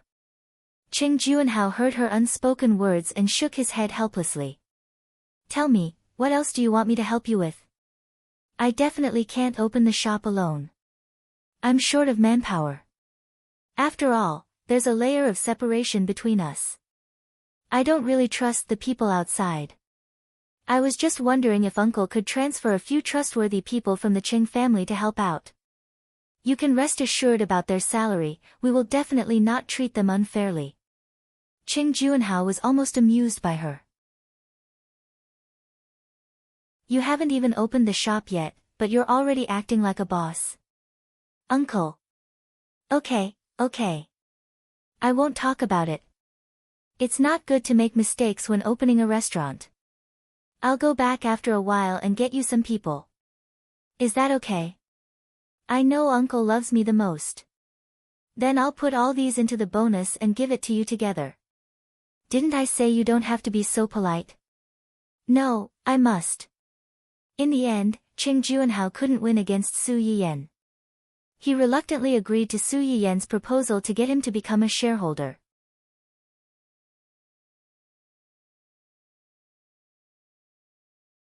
Chapter 197. Grandpa, why are you here? Grandpa Cheng snorted with a straight face. I've been here the whole time. You were just too engrossed in your conversation and didn't notice me. Su Yiyan smiled guiltily. You heard everything just now. Yes. What do you think of my idea? Can a medicinal cuisine restaurant be opened? Of course, it can be opened. The seeds of the research institute have only been planted not long ago. The only products that have matured are the ones you sent over. You're the only one who owns these things before they're fully circulated. The people at the research institute know the effects of these things very well.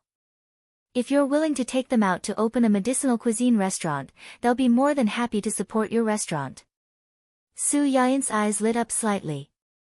If the research institute could really support her shop as her grandpa said, then her small shop would be a small shop with a strong backer. If anything happened in the future, she would have something to rely on.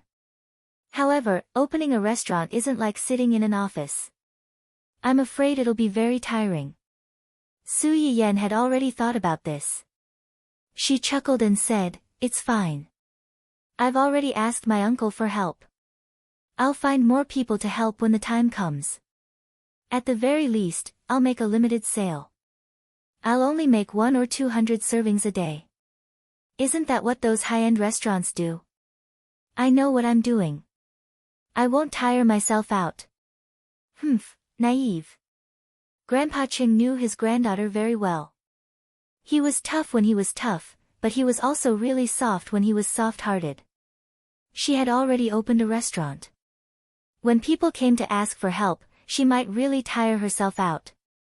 Su Yiyan smiled and didn't comment. Grandpa Cheng knew that she didn't take his words to heart. He continued to persuade her. It's a blessing and a curse that these things are in your hands.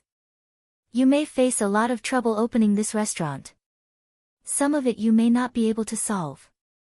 Su Yiyan's smile faded slightly. She nodded and said, Yes, I know. Even so, you still want to open it? Yes. Since these things are in my hands, I have the responsibility to make the best use of them. Firstly, I can help some people by opening this shop. Secondly, I want to have a business that I've worked hard to build. A business that you worked hard for? Old Master Cheng's face darkened. Didn't your parents leave you some assets? Yes, not long ago, brother gave me an entertainment company to try out, but I don't think it's enough. Not enough? Old Master Cheng's expression was slightly better, but he was still a little serious. Do you think one company is too little? Then. Grandfather, you misunderstood me. Su Yiyan knew what he was thinking. He laughed and said, I just want to do something that I want to do and can do. I want to experience it and make myself better and better. Only then, can I be worthy of him. Him. At first, Old Master Shin was pleased with Su Yiyan's progress, but when he heard the last sentence, his face darkened. Su Yiyan's small face blushed slightly. Under the old man's intense gaze, she said embarrassedly, It's, seeing her like this, the old man immediately understood. Family was kid. Yes.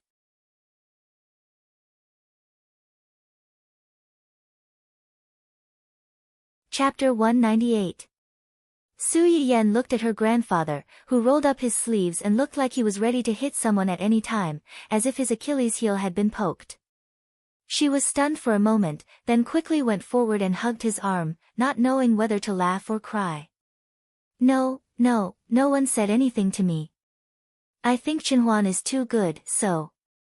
Grandpa Cheng's expression became slightly better, but he still curled his lips and said sourly, What's so good about him? Su Yiyan could tell that he was not convinced. She held back her laughter and said, He's good in all aspects.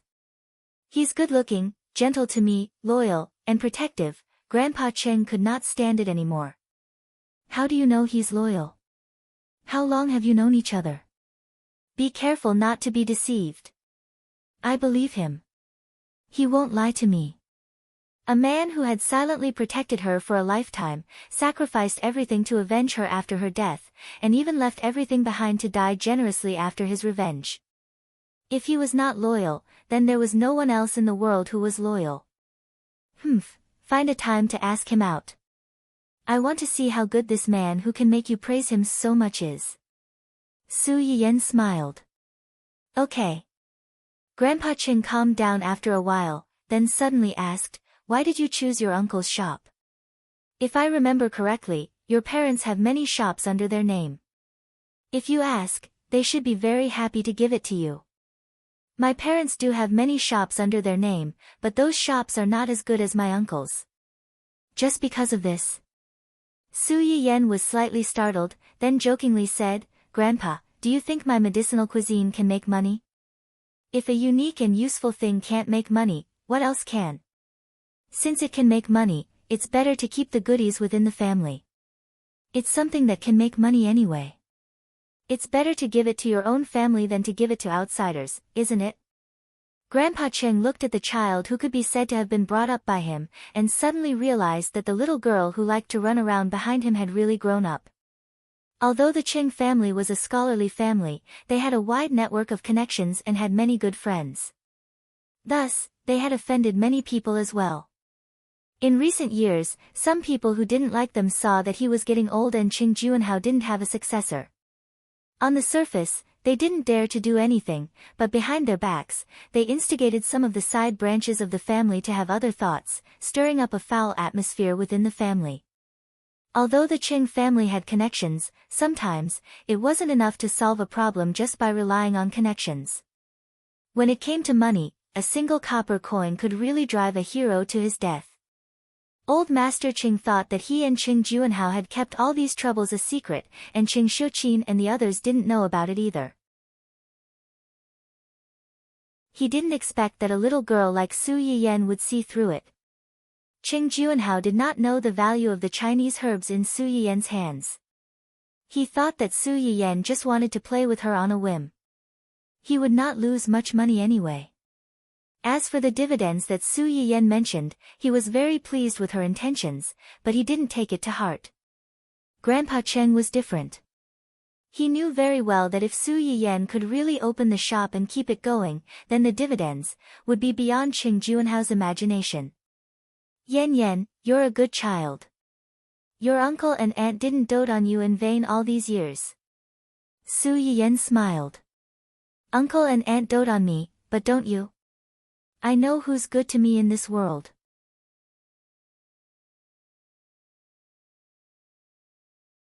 Chapter 199. Delu was an old programmer in Qinyuan Technology's technology department. He was in his early 30s and had been in the technology department for 5 to 6 years. To an ordinary man, this age was considered the prime of his life. Delu asked himself if he felt the same way. However, the Mediterranean Sea above his head, which was as shiny as a braised egg, had made him age by more than 10 years. He did not look like a young, handsome uncle whose daughter had just entered kindergarten. Instead, he looked like an old, middle-aged wretched man. Because of this, Delu was often despised by his wife. He was even glad that he had married early. Otherwise, with his current appearance, he probably would not even be able to find a wife. 2 days ago, when it was close to getting off work, the company suddenly issued an urgent task. They were to go to the future lady boss's live stream to block some malicious ghostwriters. They were also to find out their IP addresses, chat records with their employers, and a series of chain information. Delu touched his little Mediterranean Sea egg. He was actually a little resistant to working overtime, but when he thought of the high overtime pay, he was a little tempted. His precious little princess had just started kindergarten. There were many places where she would need money in the future. He wanted to earn as much as he could now. After all, he had a wife and a daughter now. So what if he was bald? With this thought in mind, Delu went all out. Not only did he block a lot of accounts, but he also responded to his boss's call. He used the identification of his wife, his 7 aunts, and various relatives to register an account on the future Lady Boss's live stream. He followed the future Lady Boss's live stream and became one of her fans. Perhaps the heavens took pity on him for going bald at such a young age. When the Lady Boss said that she would pick a lucky viewer from the live stream and tailor a medicinal cuisine for him, Delu was watching the live stream with his wife's account. In the end, he did not pick his own account, but his wife's account was picked. Delu was stunned. He could not believe that an African mafioso like him, who had never won a lottery in his 30-odd years of life, would have a day when his luck would change. Ahem, his wife's account was also his account. He had won the lottery. There was nothing wrong with that. After the joy, Delu was a little conflicted and embarrassed. He sent a photo of his bald head and began to wait anxiously. During the second live stream, he followed the live stream so that he could see what kind of medicinal cuisine the other party had prepared for him. Delu, it's time. Aren't you going to take some nutrient fluids and find a meeting room to sleep? I still have a new project in the afternoon, and I'll probably have to work overtime again tonight. The colleague sitting next to Delu saw that it was time to get off work, but Delu was still sitting there motionless, so he kindly reminded him. Delu forced a smile. You go first. I have something to take care of.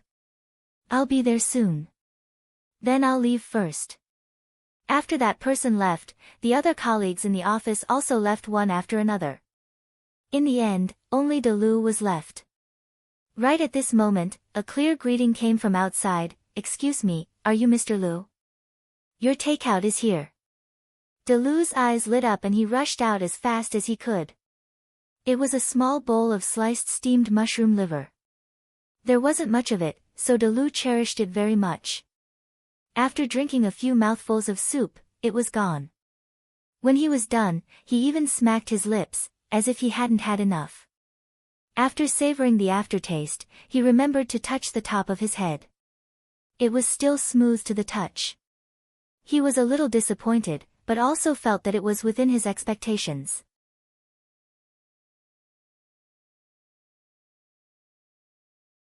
Chapter 200. After adjusting his state of mind, Delu threw the matter to the back of his mind. He did not expect the change to happen the next day. What's wrong? Delu looked up and met his wife's confused and surprised gaze. Is your head, my head? Delu was stunned. He remembered the bowl of soup he drank the day before and thought that he had grown hair overnight. He excitedly reached out to touch his head, but he could not feel anything. Delu was speechless. Delu's wife blinked. She also felt that it was unlikely. She coughed awkwardly and said, maybe it's just my imagination. I feel like the spot on your head has darkened a little. Delu's emotions were like a roller coaster. He did not dwell on the matter and went to the company dispiritedly. He thought that was the end of the matter. He did not expect that in the next few days, the bald spot on his head would change little by little. On the morning of the 5th day, a patch of hard hair grew out of his barren head. F***ck, my hair is really growing. It's really growing. Delu looked at his changed head in the mirror. His eyes were hot and he almost rushed out to tell the world that he finally had hair. However, he did not need to tell the world. Anyone with eyes could see the change. Delu did not say it out loud, but deep down, he felt inferior. Usually, he would only dare to go to work with a wig. But today, he did not wear a wig. He openly revealed his bald head. No, it wasn't bald. There was actually a layer of black stubble on top of his head. The famous balding boss in the design department had hair. The news spread like wildfire. It quickly spread throughout the technical department and even gradually spread to the entire company. What were programmers most afraid of these days? Baldness. Especially baldness that resembled the Mediterranean Sea. All 4 sides remained, except for the bald spot in the middle. It looked like a smooth tea egg. It was even more embarrassing than being completely bald. It was fine that everyone was bald. They had agreed to bear the burden of baldness together, but he secretly grew hair himself. Unavoidably, Delu became the main focus of all the programmers in the technical department. Not long after he started work, he received countless inquiries. Ever since Big Lou joined the company, this was the first time he had enjoyed such treatment, so he didn't hide anything. He told her everything in detail about how he was selected in the future lady boss's live stream, how he drank a bowl of medicinal cuisine personally made by the future lady boss, and how his hair grew out a few days later. Everyone looked at each other when they heard this. Then, someone suddenly said, "Previously, Director, you seem to have said that he could help us ask for Lady Boss's medicinal cuisine as company benefits?" As soon as this was said, the entire technical department was in an uproar. Therefore, that afternoon, when Yu Zian went to Zui Yanbai to hand over his work to Qin Yuan, he was met with countless programmers who were eagerly eyeing him. "President Yu, you said before that you could help us get the lady boss to treat our illness through the back door as an employee benefit. Is that still valid?" Yu Zian froze for a moment, feeling a little awkward. At that time, he had just said it casually. Considering that his boss's identity hadn't been exposed yet, and the lady boss still didn't know that Onlooker was a business under his young master's name, this matter wouldn't be so easy to achieve.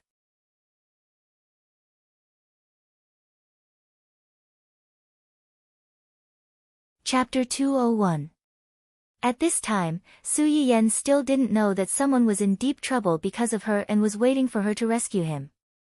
Since she had already made up her mind to open a physical store, Su Yiyen didn't delay for too long.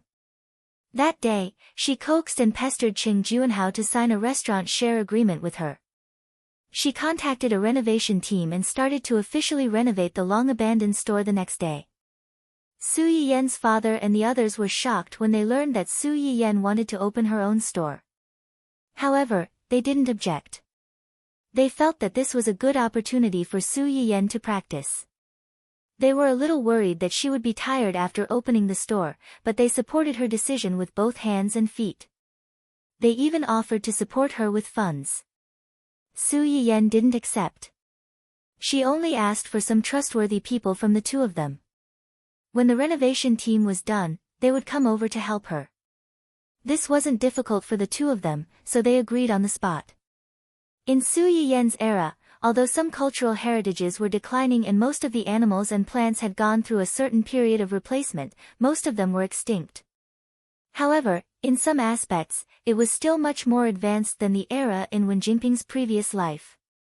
The most obvious difference was technology and infrastructure. In the 21st century, a store that would take a few months to renovate could be completed in a week with advanced equipment and special materials. Moreover, most of the materials used were non-polluting and non-toxic. Basically, it didn't take long for ventilation to move in. The more troublesome part was the design of the store's renovation. Fortunately, there were many design drawings in the system for reference. Su Yiyen chose the best one among them and left the rest to the renovation team. On the 5th day of the renovation team's official construction, Su Yiyen woke up early in the morning and made some porridge and steamed buns for breakfast.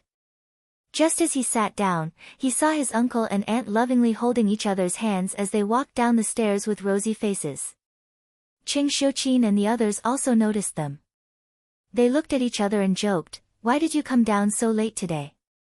Did you stay up too late last night?" "Mom, aren't you talking nonsense? Just by looking at Auntie's refreshed look, you should know how hard Uncle worked last night." Mr. Su glanced at his eldest son calmly and said without batting an eyelid, "If you're so envious of your uncle, hurry up and find yourself one." Su Yuxuan choked. He rubbed his nose and said helplessly, "It's not like you can find it just because you want to." Qing Xiuqin rolled his eyes at his eldest son, his face full of disappointment. "You may not be able to find it if you want to, but if you don't look for it, you definitely won't be able to find it." Su Yuxuan. That might not be the case. When Su Yuxuan saw that breakfast time was about to devolve into a wedding banquet, he looked at Su Yiyen pleadingly, hoping that she could save him. Su Yiyen suppressed her laughter and glanced at him. In the end, she pitied him and pushed the red bean porridge that she had prepared for Qin Shueru. It's okay, auntie. Don't listen to my brother's nonsense. You and uncle are husband and wife. Husband and wife have to do what husband and wife should do. We all understand. It would have been better if Su Yiyen didn't say that. Once she said that, Qin Shueru's ears turned red. She wanted to bury her head in the bowl and not come out. Logically speaking, at her age, she didn't have much passion for certain things.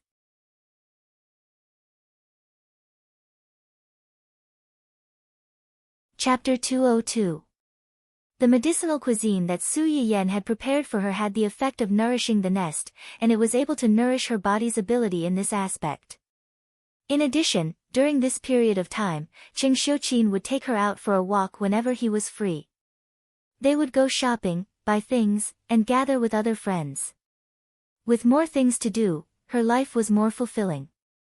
Once her life was fulfilled, she would not be bothered by those troublesome things anymore, and her mentality would be much more relaxed.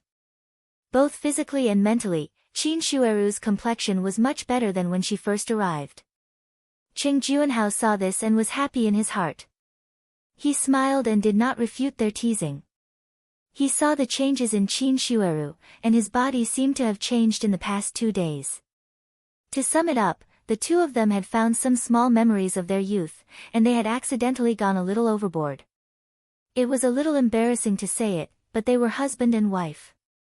It was natural for them to do this kind of thing, so there was nothing awkward about it. After the family chatted and laughed and had breakfast, Su Yiyen prepared to go to the medicinal cuisine restaurant. She did not expect to receive a call from Xia Junsheng before she stepped out of the house. What happened? A female artist in the company had an accident. She's now in the hospital. Hospital? Injured? Is it serious? Su Yiyen frowned and could not help but feel worried. If it was an ordinary injury and hospitalization, Xia Junsheng would not call her like this.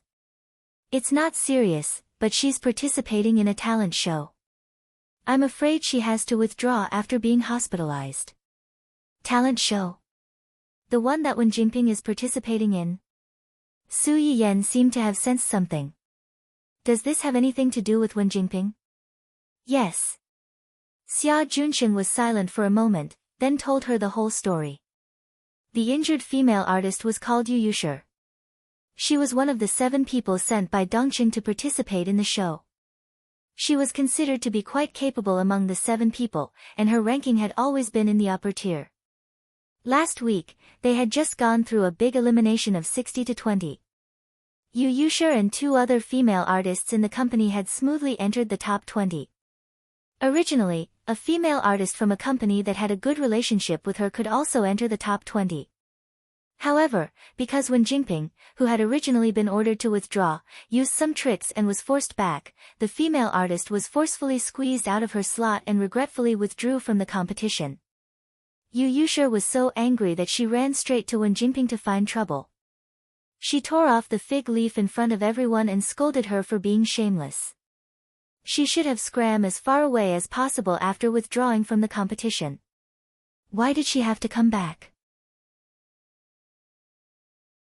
Moreover, with her looks and ability, she was not worthy of being in the top 20.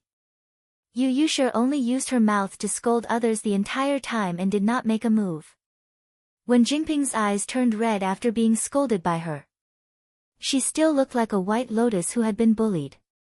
A girl who had a good relationship with her and had a bad temper could not stand by and pushed Yu Yushi. Yu Yushi was already angry. After being pushed, she exploded on the spot and started fighting with the girl. This development was out of everyone's expectations. The others were a little confused at first, but later, they were worried that they would be punished for causing a big scene, so they quickly went forward to pull the 2 of them apart.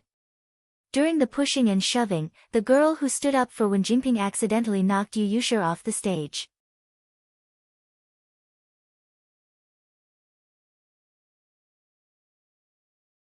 Chapter 203. Su Yiyen's eyes darkened when she heard Xia Junsheng's words.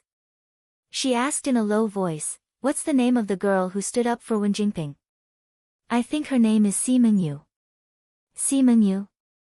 Su Yiyen's eyes flickered. Is she also in the top 20? Yes. Xia Junsheng was not stupid. He quickly reacted when he heard Su Yiyen's words. You're suspecting. Su Yiyen chuckled and did not answer directly. She already felt that the name Yu Yushi was somewhat familiar. Now that she heard Si Mingyu's name and knew that she was also in the top 20, Su Yiyen was even more certain. She had never encountered this in her previous life, but it happened to be mentioned in the original novel provided by the system.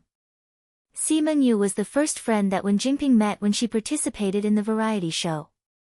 She was straightforward and loyal. To put it nicely, she was simple, but to put it bluntly, she was straightforward and a little stupid. Wen Jingping saw through her character at a glance. When she took the initiative to come over and express her goodwill, she was very gentle and warm.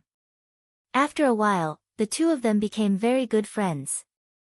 In the original novel, Yu Yushi did find trouble with Wen Jingping. However, at that time, Wen Jingping did not deliberately try to take advantage of the new streamer. Instead, she was slapped in the face by the new streamer and was even persuaded to leave the show by the production team.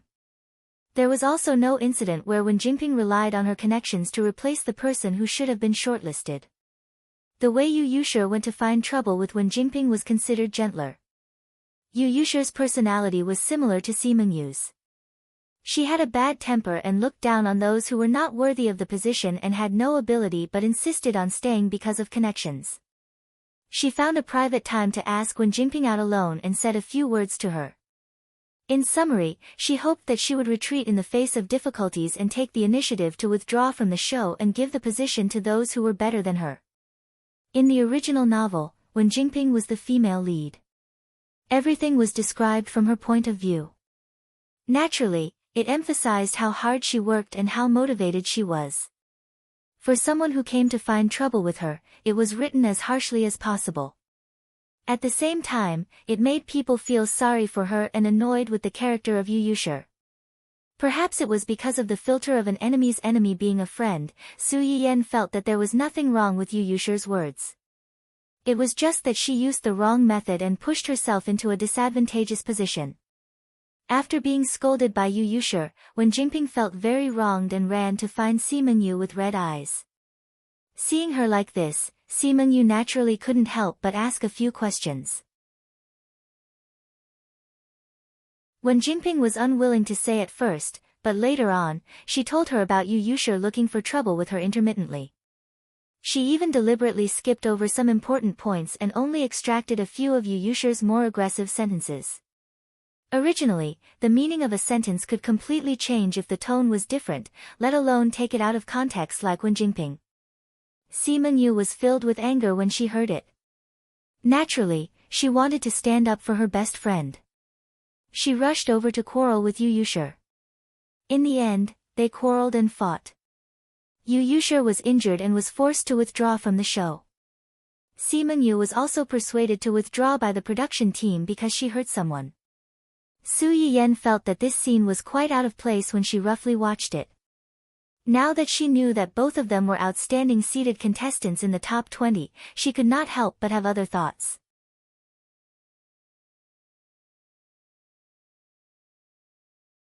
Chapter 204. Su Yiyen pondered for a moment and asked again, did the two of them have an argument on stage? Yes, but it wasn't during the recording. It was after the recording was completed.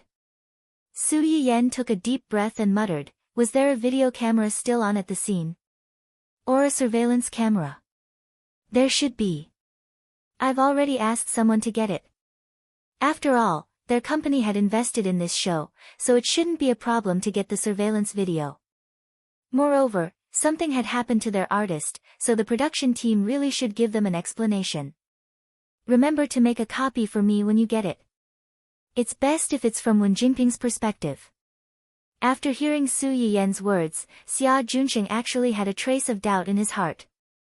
Okay, I'll get them to do it as soon as possible. Okay. After Su Yiyen responded, she didn't hear anything for a long time.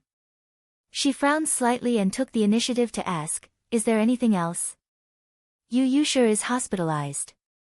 Do you want to come and see her? Su Yiyen's first reaction when she heard Xia Juanqing's words was, who is this artist? Why does the big boss have to go and see her in person when she's hospitalized? Who's this person?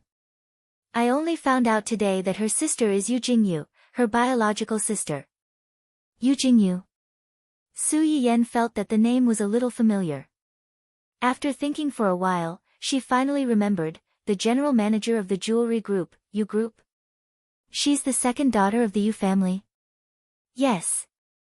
Su Yiyen really didn't know whether to laugh or cry. One Ning Chirue was not enough, and now there was the second daughter of the Yu Group. Did her company burn incense or offend the god of fortune in her previous life? Our entertainment company is really full of crouching tigers and hidden dragons. Xia Junsheng was also a little helpless. If it was an ordinary artist, he could just go and take a look with his status, but if it involved the Yu Group, his status was a little weak. Then you see, I'll go. I can also take a look at this legendary Iron Lady. The Yu family, a jewelry family, only had 2 daughters in this generation. The eldest daughter, Yu Jingyu, had followed her parents into the company for an internship early on. In a few years, she had quickly gained a foothold in the company and even in the jewelry industry. Women had a natural advantage in sensitivity when it came to jewelry. In addition, Miss Yu's personality was not inferior to those men, so she was known as the Iron Lady of the business world. Compared to her thunderous reputation, the second Miss of the Yu family was much more low-key. There was almost no news about her to the outside world. Su Yiyen also didn't expect that she would actually hide in her own company. Could it be that the rich young masters and young ladies all entered the entertainment circle to play these days? However, Yu Yushir's identity reminded her of something else. In the original novel, when Jingping was worried that Yu Yushir and the management company behind her would find trouble with her after this incident. She even told Hu Xiaofeng about it. When Hu Xiaofeng found out, he gave her an idea and asked her to bring a bunch of reporters to the hospital to visit Yu Yushir. In front of so many cameras, when Jingping humbled herself and apologized to Yu Yushir. Moreover, she apologized on behalf of Simeng Yu, so Yu Yushir couldn't be too harsh. After all, people tended to side with the weak. If Yu Yushir really didn't let it go, her original victim status would probably be stripped. To put it bluntly, it was moral blackmail.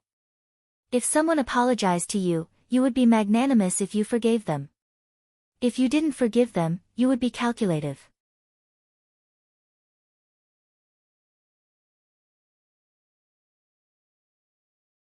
Chapter 205.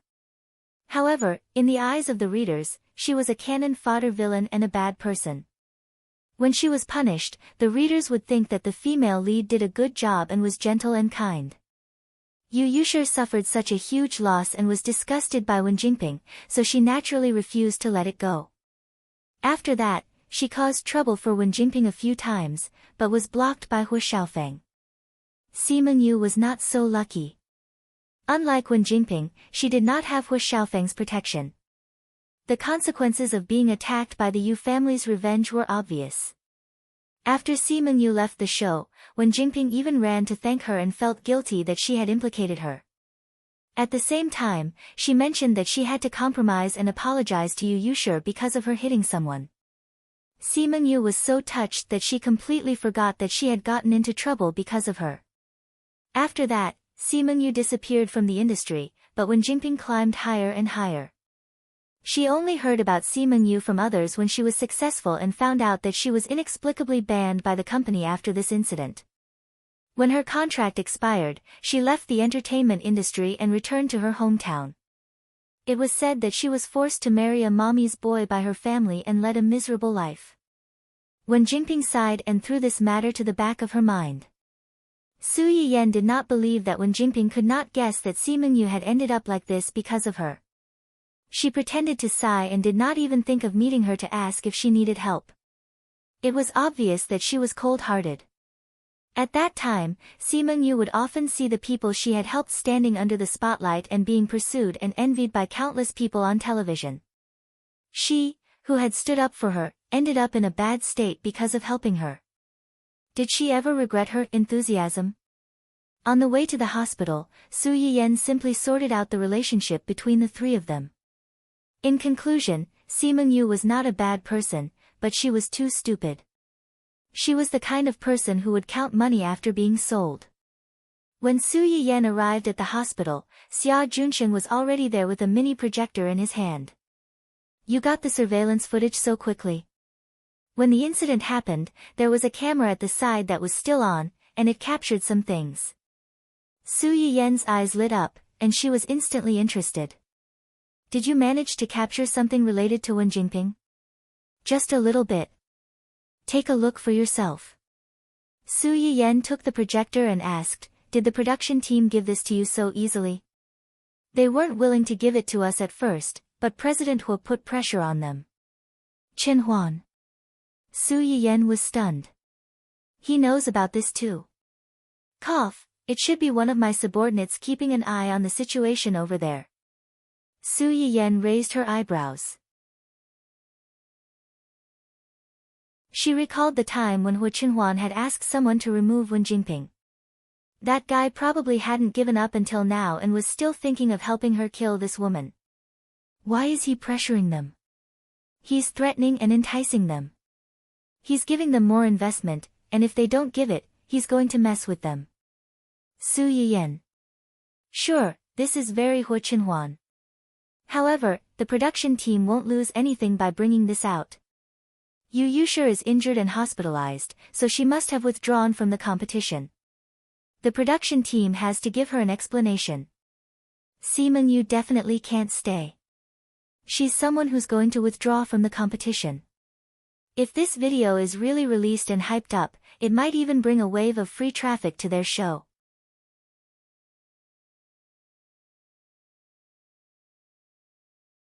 Chapter 206. Xia Junsheng did not answer directly. Instead, he gestured for Su Yiyen to watch the video first. At the beginning of the video, a girl rushed toward another girl. The two of them quarreled for a while and started pushing each other. Their movements were not very big. It was obvious that the two of them had quarreled until their faces were red and they were a little anxious. After that, a few girls on the side surrounded them one after another, trying to pull them apart. At this moment, one of the girls suddenly fell backward from the side of the stage. Her whole body fell off the stage. Immediately after, the girl who had rushed towards her also staggered and fell, almost falling down as well. Fortunately, the baldy managed to stop himself in the end. He struggled back and forth for a while before he managed to stabilize himself. From her actions, it doesn't look like she's pushing someone. Instead, it looks like she was pushed out and bumped into Yu Yushir. Xia Junsheng nodded. There's still a short video after that. It was taken by another camera. Su Yiyen continued to watch. Indeed, from another angle, she could see that when the group of girls ran over to pull the two of them, Wen Jingping happened to be standing behind Si Mengyu. It's a pity that the camera can only capture so much from this angle. There were many people at that time, so she was basically blocked. Even if this video is released, as long as she says that she went over to pull people, we can't do anything to her. Why are we wasting our time arguing with her? The important thing is whether the person involved is willing to argue with her. The person involved? Su Yiyen did not explain further. She put away the projector and asked, where's Yu Yushir? Which ward is she in? Upstairs. Xia Junsheng leaned closer to Su Yiyen and reminded her in a low voice, Yu Yushir's manager just called me and said that Yu Yushir's family is here. There are many people guarding upstairs, isn't that just right? Let's go up and meet this general manager Yu. Xia Junsheng saw that Su Yiyen was really not nervous at all, so his heart calmed down and he followed her upstairs. Just as Xia Junsheng had said, Yu Jingyu had already arrived. There were a large number of bodyguards in black guarding the staircase on the 3rd and 4th floors, preventing anyone from approaching. Su Yiyen did not panic when he was stopped. He said frankly, I'm Su Yiyen, the current general manager of Dongqing City. My company's artist, Yu Yushir, is injured and hospitalized. I'm here to visit her in person. The bodyguards in black looked at each other. One of them turned back into the ward on the third floor and ran out after a short while. Our eldest miss invites Miss Su over. Thank you. Under the guidance of the bodyguard, Su Yiyan led Xia Junsheng into the innermost private ward and finally met the famous Miss Yu. Yu Jingyu was wearing a dark blue professional skirt. She looked capable and serious. She left a deep impression on people at first glance. She was unforgettable. Perhaps it was because of her sister's injury, Yu Jingyu's face didn't look good at the moment. When she heard the sound of the door opening, she glanced over coldly, almost freezing Su Yiyan and the others. Su Yiyan was slightly stunned. He looked her up and down, then turned his gaze to the girl on the hospital bed with one leg in a cast. They were biological sisters, but Yu Yushir looked completely different from her sister in terms of appearance and feeling.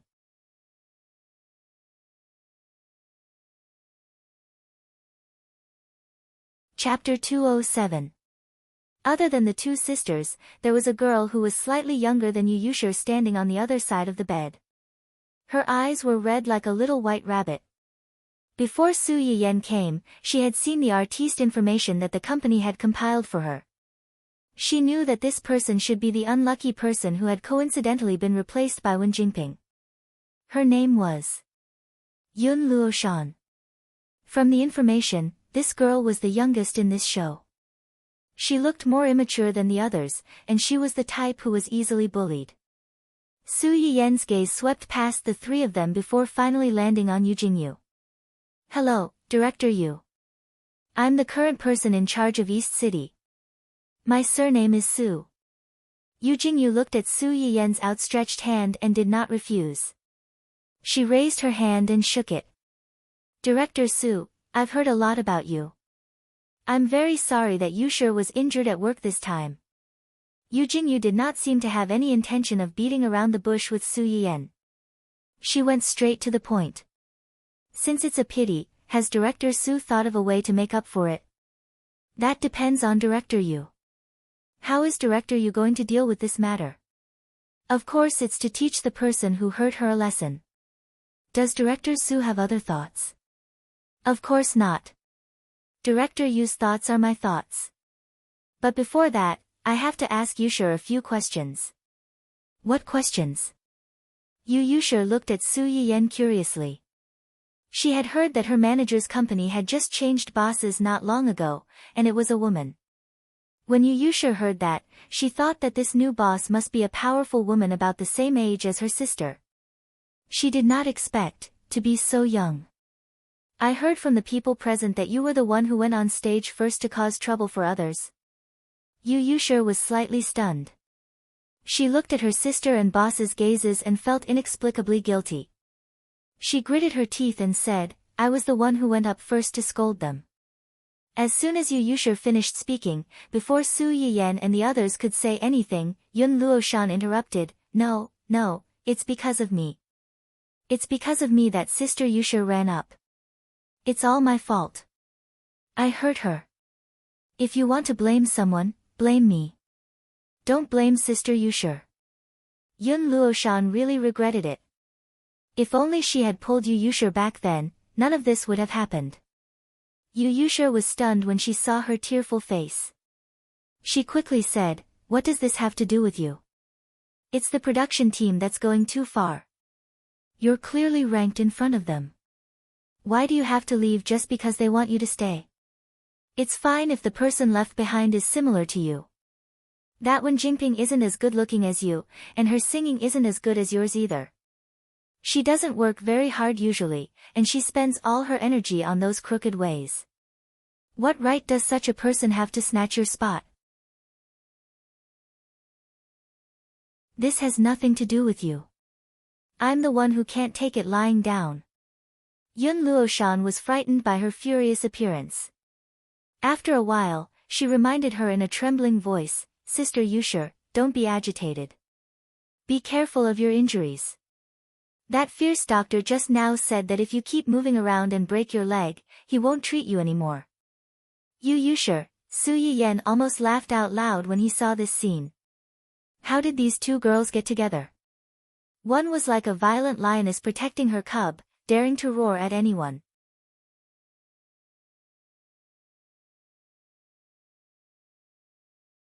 Chapter 208. After Su Yiyen laughed, she returned to the topic at hand and coughed lightly to draw their attention back. I don't mean to blame you. I just think that you're too impulsive. Yu Jingyu, who had been standing at the side and watching coldly, actually agreed with Su Yiyen. She's right. You're too impulsive. If you don't think about the consequences before you do something, you'll only be at a disadvantage. Then are we just going to watch them treat the rules as child's play and bully others? Talking about rules with adults? You're indeed immature. Yu Yushir was unconvinced when she heard her sister's words. Your original intention was good, but you used the wrong method. When Jingping's parachute was arranged by the production team. If you fall out with her in front of so many people, you're also falling out with the production team. If you weren't injured, or if you didn't have the identity of the second daughter of the Yu family, your entertainment career might have been ruined by now. Yu Yushir's face darkened. The reason why she hid her identity and sneaked into someone else's entertainment company to start from scratch was because she didn't want others to think that everything she had and everything she could obtain was because she was the second daughter of the Yu family. Without this identity, she was nothing. She was nothing. Su Yiyen's words could be said to have hit her Achilles' heel, but she couldn't refute it. Yu Yushir felt her face burning when she thought about how she had left home confidently back then. It had only been a few months, but she had already been hospitalized and even alarmed her sister. How embarrassing.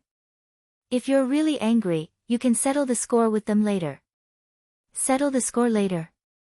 If they don't take the rules seriously, then let them suffer the consequences of the rules. Didn't Wen Jingping shamelessly stay to become famous? You can make her more famous. Yu Yushir was stunned. You mean, there are two sides to everything. There's always a price to pay for crossing the bottom line. Yu Jingyu narrowed her eyes and interrupted, if my sister had your brain, I wouldn't have to worry so much. Yu Yushir. I'm still here. Am I her biological sister? The onlooker sees more clearly than the player involved. If I really encounter such a situation, I might not be much calmer than her.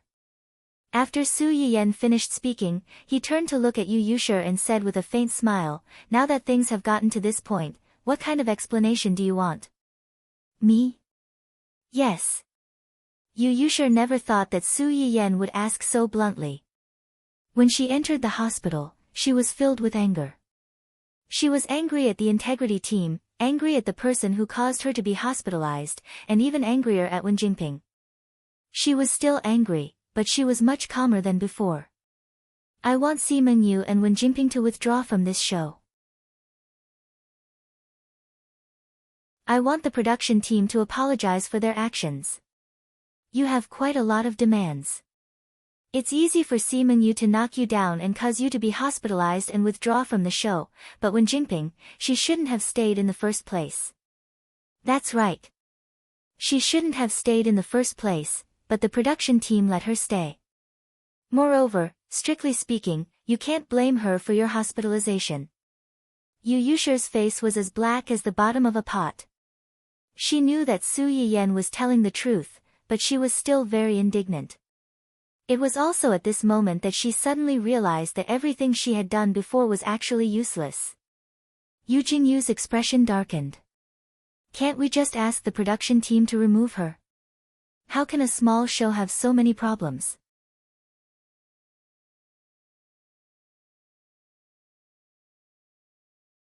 Chapter 209. Yu Yushir's expression froze. Su Yiyen had hit the nail on the head again, and she was a little angry from embarrassment. Perhaps you can try to cooperate with someone. Who? Su Yiyen took out the projector and showed the surveillance video that he had prepared beforehand to the people in the ward. They replayed the scene of Yu Yushir being pushed off the stage and felt a little uncomfortable. Yu Jingyu's face was dark. Although she was angry, she was the first one to notice something strange. This girl. Yu Jingyu pointed at Si Mingyu, who was staggering and almost fell down with Yu Yushi. Sister, she was the one who knocked me off the stage.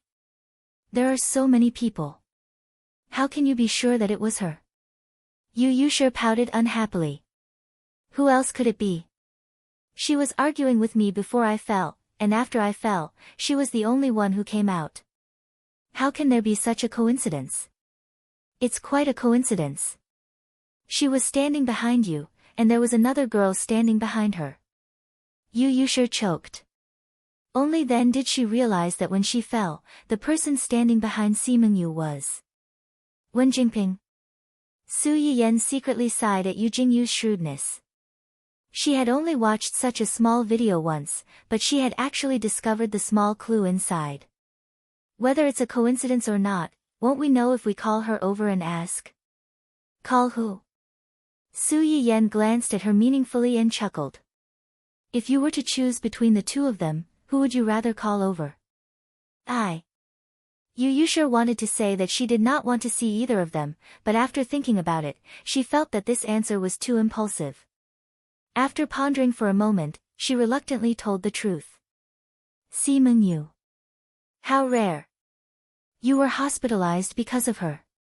Now that you're given a choice, you still chose her. I didn't have much enmity with her originally. If it wasn't for Wen Jingping, Su Yiyan smiled.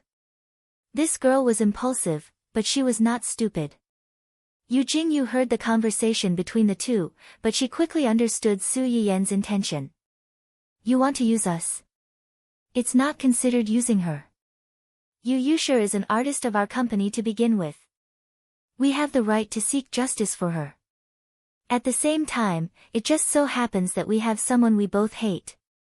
Su Yiyan winked at Yu Jingyu playfully. Since she is the victim in this matter, it's reasonable for her to think of your side.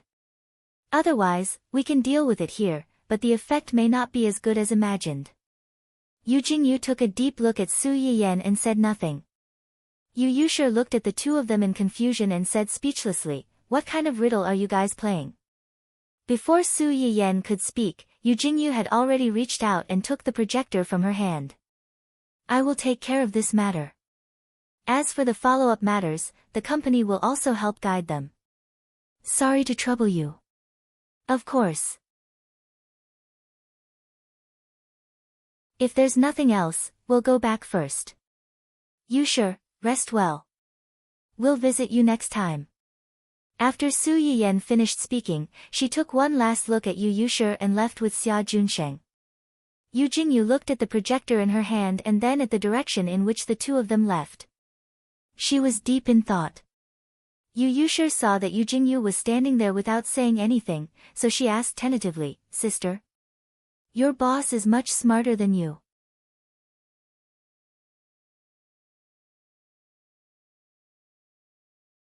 Chapter 210. As soon as Su Yiyan left the hospital, Xia Junsheng could not help but ask, do you really believe that they can do it well? If you use someone, don't doubt them. It's indeed impossible for Yu Yushi to do it alone. However, her sister is a powerful person. A character like Wen Jingping has nowhere to hide in front of her. Just wait, maybe they'll do better than we expected.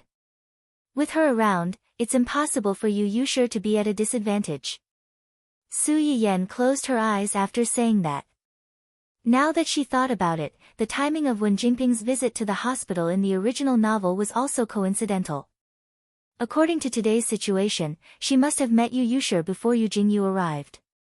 Otherwise, she would not have brought such a large group of people to the ward to cause a ruckus without being stopped. It was interesting when she thought about it this way. Yu Jingyu's sister did not even have time to rush to the hospital when she received the news, but she had already taken the lead to apologize. No matter how one looked at it, she seemed to have expected it and was prepared. Unfortunately, she had already found the evidence first. Because she was at the filming location, the news reached Yu Jingyu's ears immediately. Now that they were already in the hospital, it would be fine if Wen Jingping did not cause trouble, but now that she did, she would probably be sending herself to death. In fact, just as Su Yiyan had expected, Wen Jingping did make the same choice as in the original novel. After Yu Yushir was hospitalized, she immediately contacted Hu Xiaofeng and explained the whole story to him. She also told him that this was all because of her. She was worried that Yu Yushir's management company and the production team would blame Sima Yu for this. If that happened, she would have implicated her. Sima Yu was now at the center of the storm and could not visit Yu Yushir in the hospital, so she wanted to visit Yu Yushir on Sima Yu's behalf and ask for Yu Yushir's forgiveness. However, at the same time, she was worried that Yu Yushir would make things difficult for her if she apologized. When Hu Xiaofeng heard her words, he was touched by her kindness and worried that she would be at a disadvantage. At first, he suggested that she go with the bodyguards, but when Jingping rejected him. The reason was that he was there to apologize, not to fight. It was not suitable to bring bodyguards with him. Hu Xiaofeng thought about it and agreed. He then thought of finding a group of reporters to accompany her. He's here. When Yu Jingyu received the bodyguard's report, it was already an hour after Su Yiyan left. He's already downstairs with a large group of reporters. Eldest miss, should we let her up? Reporter. A cold light flashed in Yu Jingyu's eyes as she chuckled. You have some brains, but it's a pity that you didn't use them on the right path. Yu Yushir was embarrassed. Sister, do you think I'm the most brainless because everyone has a brain? Yu Jingyu looked at her with disdain and said coldly and mercilessly, it's the truth. Yu Yushir was furious. It's fine if you said my boss is smart, but now you're saying that when Jingping is smarter than me. Before Yu Yushir could finish, Yun Luoshan asked from the side, why did she bring the reporters here? Looking for trouble. See, this little girl has more brains than you. Looking for trouble. She's still looking for trouble at this time. Is there something wrong with her brain? You're tuning in to the Blissful Bookshelf YouTube channel. We're so grateful for your support and don't forget to subscribe to join us on this incredible journey through captivating stories. Your generosity through donations truly makes a world of difference, as it's the primary source of revenue that allows me to expand and enhance this channel for you. Thank you from the bottom of my heart for being a part of this adventure.